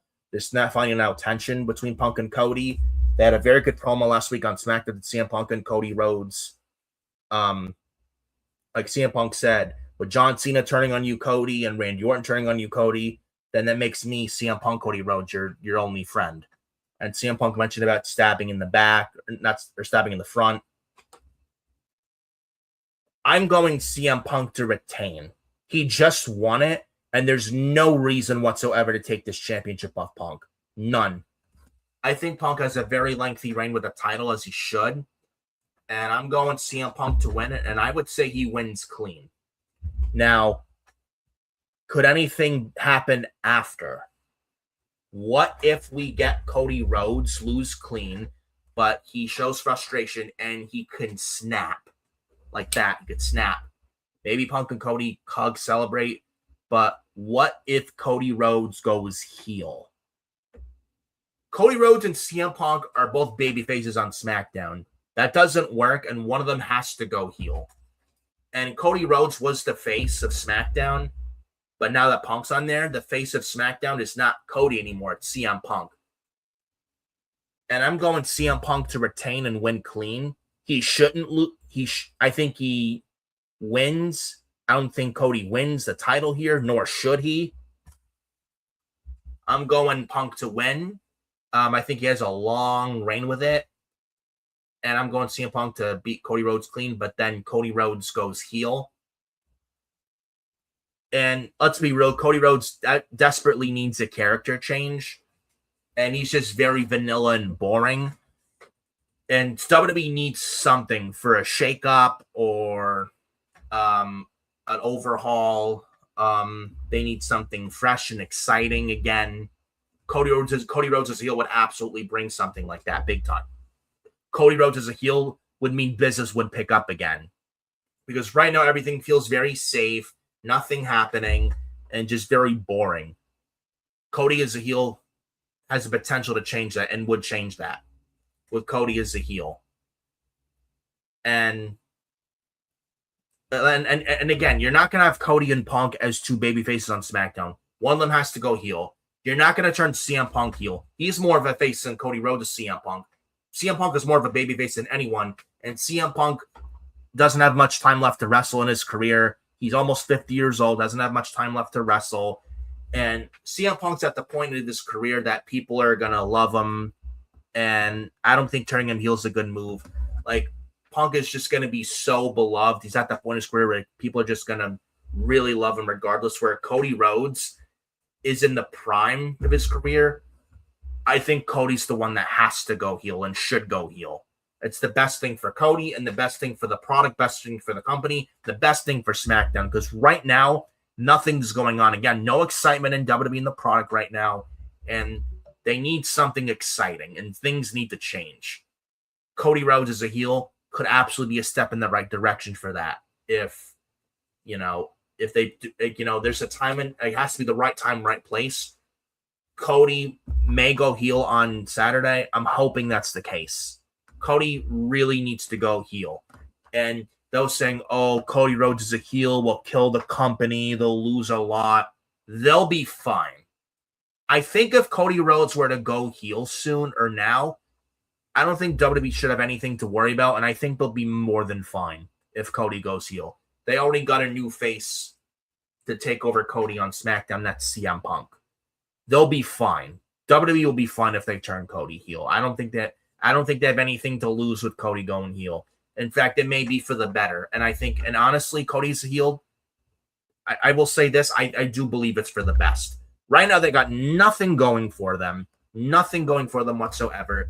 And they need to inject some excitement again. Something to sink your teeth into. Give you reason to care about WWE and the product again. Why not turn Cody Rhodes heel? That would absolutely do that. And honestly, Cody as a heel, I think works better as a heel than a babyface, in my opinion, anyway. Have CM, and Punk mentioned in the promos, stabbing in the front. Cody's got to stab Punk in the back. You got to turn Cody heel. Now's the time to turn him heel. I would have said no to a Cody Rhodes heel turn last year, but now I would say yes, absolutely turn him heel, no doubt. Absolutely turn him heel, no problem. And I'm hoping they turn this guy heel. Hopefully.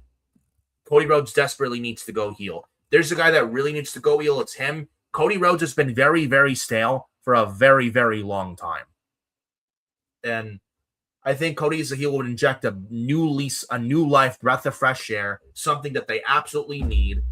So I'm hoping that's the case. We'll see. But I'm going CM Punk to retain the championship. He should not lose. And I'm going Cody Rhodes going heel, but I'm going CM Punk to retain the WWE Championship to close out night 1 for SummerSlam. Then night 2. Night 1 SummerSlam looks better than night 2. Night 1 SummerSlam looks better than night 2. Night 2, I would have my concerns. Night 2 looks like Trick Williams, Baron Corbin for the U.S. title. Baron Corbin's first match back, fighting for the U.S. title. And Carmelo Hayes is off the SummerSlam card. Why? You left him off WrestleMania. Now you left him off SummerSlam. What the fuck is going on there? Does someone in the back hate Carmelo Hayes? Is Michael Hayes in the back jealous of Carmelo Hayes stealing his last name? Like, what's going on there? Why are you leaving Carmelo Hayes off WrestleMania? That was bad enough. Now you leave him off SummerSlam? Huh? I don't get that. I don't. Carmelo Hayes hopefully is added. They got SmackDown tomorrow. Hopefully on SmackDown tomorrow, they add Carmelo Hayes to the card and to this U.S. title match at SummerSlam, making it a triple threat. I hope so. I fucking hope so. If you're going to leave him off the card, which is ridiculous, maybe he gets involved and he has every case to be in this match. Trick Williams, Baron Corbin. I'm actually going to go Baron Corbin to win the U.S. title. It's his first match back. I don't think he should lose at all. I'm going Baron Corbin. Now, it's ridiculous, like, Trick and Corbin. Like, why not add Carmelo Hayes? But I'm going Corbin to win the U.S. title. Maybe Carmelo Hayes gets in there, tries to attack Corbin, but Melo accidentally cost Trick the U.S. title. Now, so we get Baron Corbin as U.S. champion. And we have Trick and Melo in a feud after that match. Maybe. But I'm going Baron Corbin to win the U.S. title at SummerSlam. Finn Balor and Sami Zayn in a number 1 contender match for the WWE Championship. I will say this. This is something WWE doesn't do often. Number 1 contender match on a pay-per-view or PLE. It's not something it's something I don't do often, and I can appreciate them doing something like this here. I'm gonna go Finn Balor to win. And Sami Zayn crashing out that, he should be WWE champion and there's a conspiracy against him, like he always feels robbed and he should be WWE champion. Why not have Sami Zayn crashing out and continuing to chase the title? Why not extend that? And I don't think this is over for Sami at all. And I could probably see him win the title by WrestleMania next year, if that's the plan. But Sami Zayn in chase mode for the title and crashing out, why not extend that? And have Finn Balor beat Sami Zayn. We have Punk and Balor for the WWE title coming out of SummerSlam, maybe Money in the Bank in New Orleans this October at Money in the Bank, New Orleans, Louisiana. Punk and Balor would not mind at all for the WWE title. They had some very good matches on Raw for the world title and going into the Chamber this past February in Chicago. That was some very, very good stuff, and I would not mind that again at all. And Balor has momentum. He's been winning matches. He's been having a lot of momentum lately, and I think it just makes sense. I mean, Balor wouldn't beat Punk, but it's CM Punk. Like, you look good coming out of the match with Punk. So, going Punk and Balor, Money in the Bank New Orleans for this October for the WWE Championship. Finn Balor beat Sami Zayn here in this number 1 contender match on Night 2 SummerSlam. And have Sami Zayn continue to chase. Have something like that. So, I'm going Balor to win and Sami continues to chase. We have Finn Balor winning this match against Sami at SummerSlam Night 2. The 5-way ladder match for the interim women's championship. Tiffany Stratton, women's U.S. champion. Jade Cargill, Chelsea Green, Charlotte Flair, and either Julia or Lash Legend. I'm going Julia. And Adam Carl went with Lash Legend. Charlotte Flair needs to win this. I'm going Charlotte Flair winning the ladder match. I think she's the only logical choice. If Chelsea Green, that's a risk. I would not mind. Tiffany Stratton, no. She's a women's U.S. champion, and no, we're not, and no. Oh, well, Tiffy, what about Tiffy 2 belts there? No. Tiffany Stratton already has a women's U.S. title. She doesn't need the women's title with it. And why did Tiffany Stratton beat JC Jane to qualify? JC Jane should be in this ladder match. Tiffany Stratton should be on the show defending the women's U.S. title against Blake Monroe. Why are we not doing that? Why? And then, again, inept, clueless creative. Inept and clueless that current creative administration is. Fucking terrible. Goes to show you how much of clueless hacks they are. I'm going Charlotte Flair to win. I think Charlotte Flair wins a ladder match, wins the women's title. I would not mind it at this time. Charlotte Flair has actually been very tolerable as of late. Have Charlotte Flair win the ladder match. When Rhea gets back, have Rhea take the title, or have Rhea beat Charlotte. Rhea's the women's champion. Like I said, Rhea Ripley, Io Sky, champion versus champion this fall at Crown Jewel, whether it's in Saudi or Perth this fall for Crown Jewel, champion versus champion. Io Sky, women's world champion versus Rhea Ripley, women's champion. Boom. There you go right there. So I'm going Charlotte to win this ladder match. I think Charlotte Flair wins a ladder match and wins the women's title. We also got, and this may open the show. I don't know if it does or not. Who knows? Penta versus Chad Gable for the Intercontinental Championship. This is a slam dunk for Paul Levesque. This is a slam dunk for Triple H. It's either now or never for Chad Gable. He is red hot right now, is Chad Gable, especially coming out of his mask versus match, El Grande Americano match with Kaiser Americano this past late May in AAA, with the mask versus mask match against Kaiser Americano. Chad Gable's been red hot ever since. And you just know it's Chad Gable's time. You don't even have to be a fan of Chad Gable to understand that it's his time. Penta's had a very good reign with that IC title.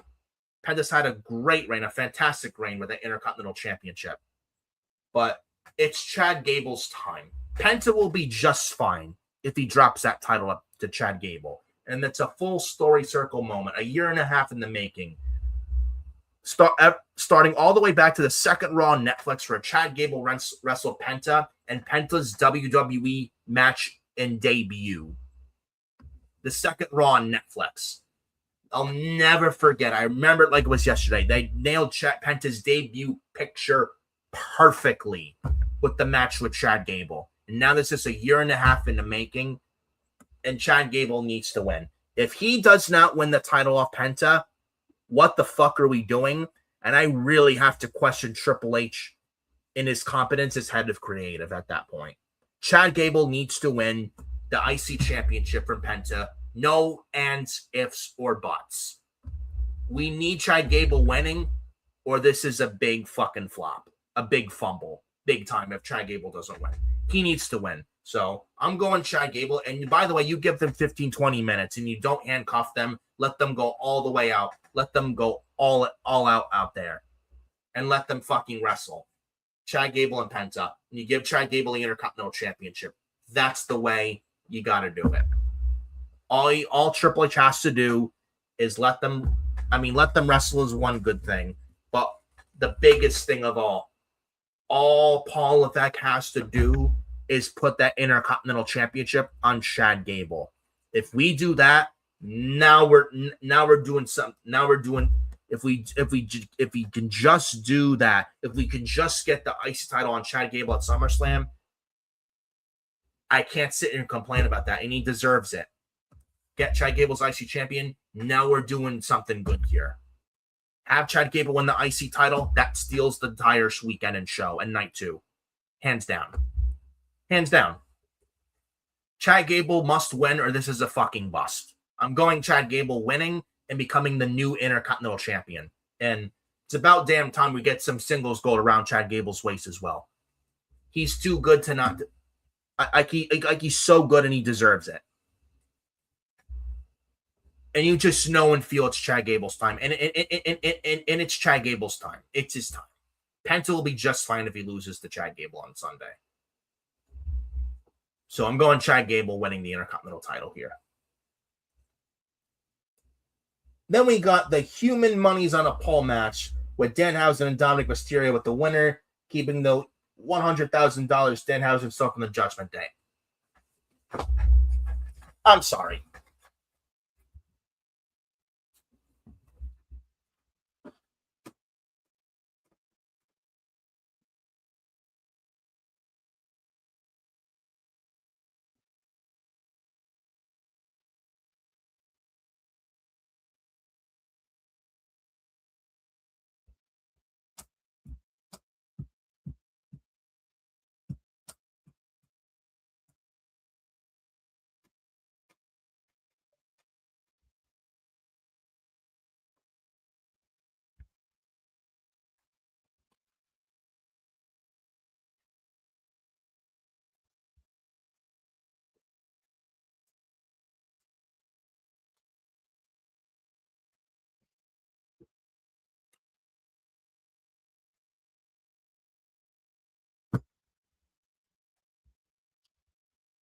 Where do I begin with this? Danhausen and Dominic Mysterio. So let me get this straight.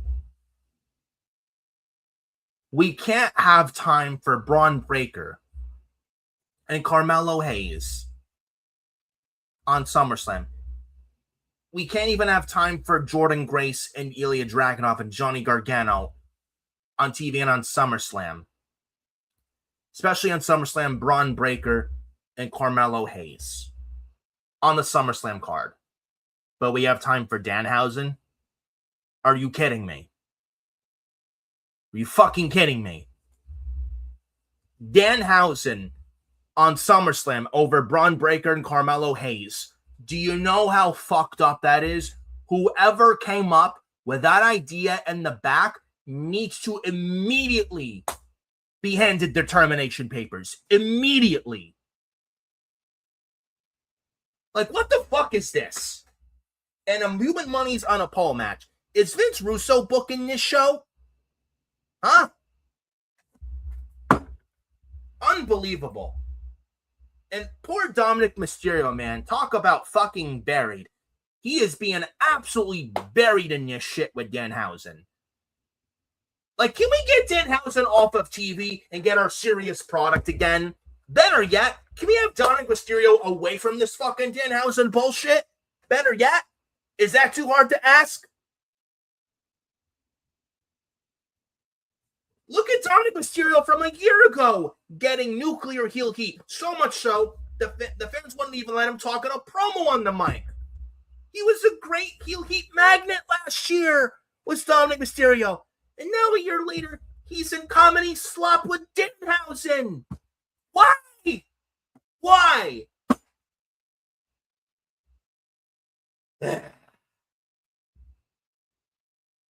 This is a waste of fucking time. This is nothing but filler. I don't even give a fuck about this. Can we get Dominic Mysterio away from this? And the sooner we get Dominic in the Judgment Day away from this crap, the better. And can we have Dominic go over Danhausen, please? I swear, if Danhausen goes over Dominic, I'm ripping this to fucking shreds. And I am not going to hesitate, and I will not hesitate and hold nothing back.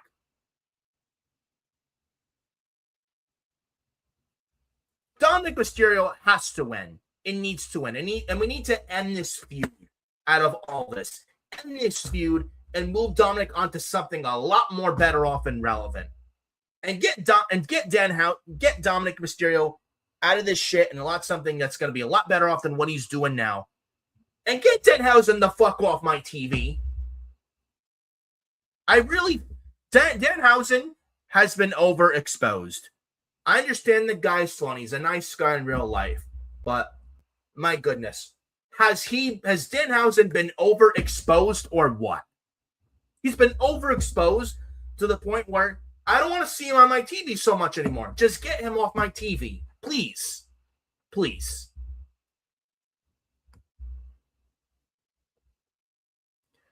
And then finally, to end episode 35, and the final match on night 2 SummerSlam, Roman Reigns, Seth Rollins for the world title, main eventing night 2.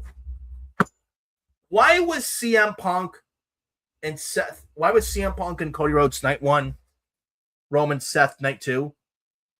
I would have had Owen Brock on main event night 1, and you have Cody and Punk the same night 2 as Roman, Seth, and have Cody and Punk main event over Roman and Seth. But no, Roman's big ego, that don't work for him, right? I'm sure Roman Reigns had a big part in this, with Roman Reigns being a big fucking politician. The ego of Roman Reigns is just absolutely ridiculous. It's not even fucking funny.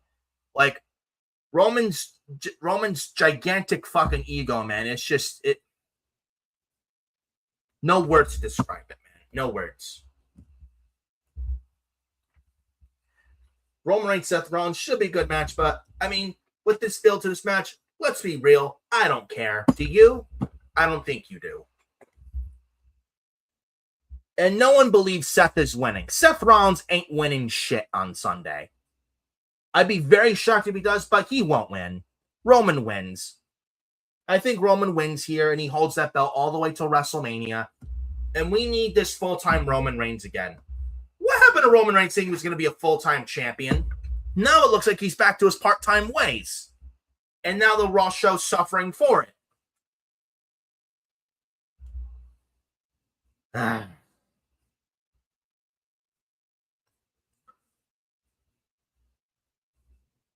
think Roman Reigns retains here.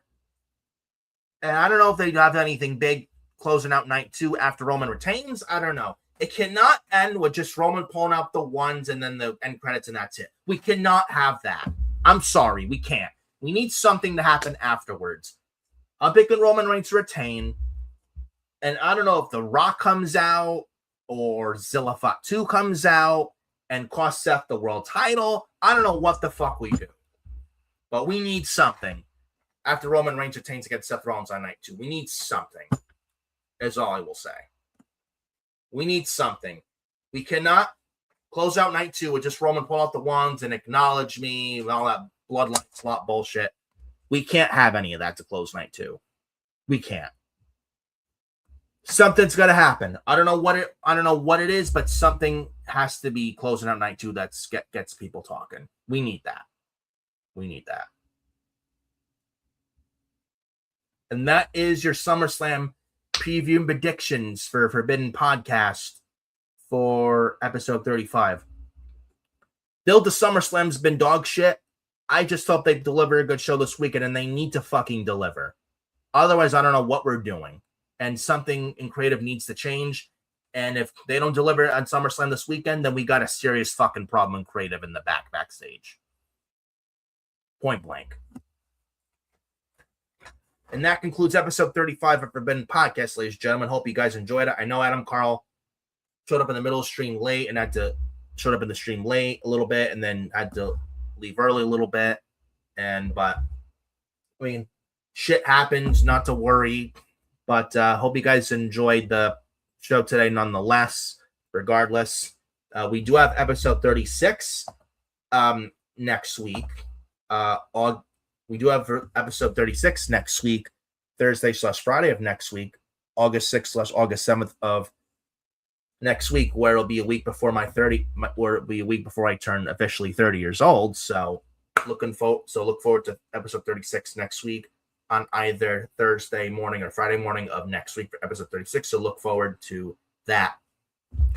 Go follow me on X at FioreNick579, Instagram Nicholas Fiore 2014, Nicholas Fury 31 on Facebook, TikTok at Fiore's Nation. Hit the like, subscribe to Fiore's Nation, helps in the YouTube algorithm, helps in the channel. I would love to hit at least 280 subscribers by the end of next month, so that's the goal. So make sure you hit that like and subscribe to Fiore's Nation. It helps support the channel a lot, not just the YouTube algorithm, and I appreciate the continued support. It means a lot. And without you guys, I'm not doing this, and I appreciate every single one of you, and I love every one of you. So thank you for the continued support. And from the bottom of my heart, I got to say thank you. And closing out the month of July strong right here as we head into August next week. And also hit that bell for all notifications, by the way. A little side note, once you do subscribe to Fury Station, so make sure you go do that as well. And also, before we conclude episode 35, also go check out this past Monday on Raw. I was back with Pyro with a Raw watch-along this past Monday for Raw, which was the Go-Home show for SummerSlam this past Monday on Raw. Pyro and I were a lot more entertaining than Raw this past Monday, so go check that out as well. Other nice shorts. I haven't uploaded shorts in a while, but the last recent shorts I uploaded from a while ago, go check those out as well. Just like this past Monday Raw watch along with me and Pyro on Hardcore Sports Network and Furious Nation on YouTube. Go check out all that good stuff. And have a good rest of your Thursday, guys. I appreciate every single one of you. I will see you next week. Me and Adam Carl will see you next week for episode 36 next week on Thursday morning or Friday morning. If not Thursday morning and Friday morning of next week, Adam Carl and I will see you next week for episode 36 of Forbidden Podcast, which will be the Forbidden Podcast episode after SummerSlam. See you guys next week. Peace.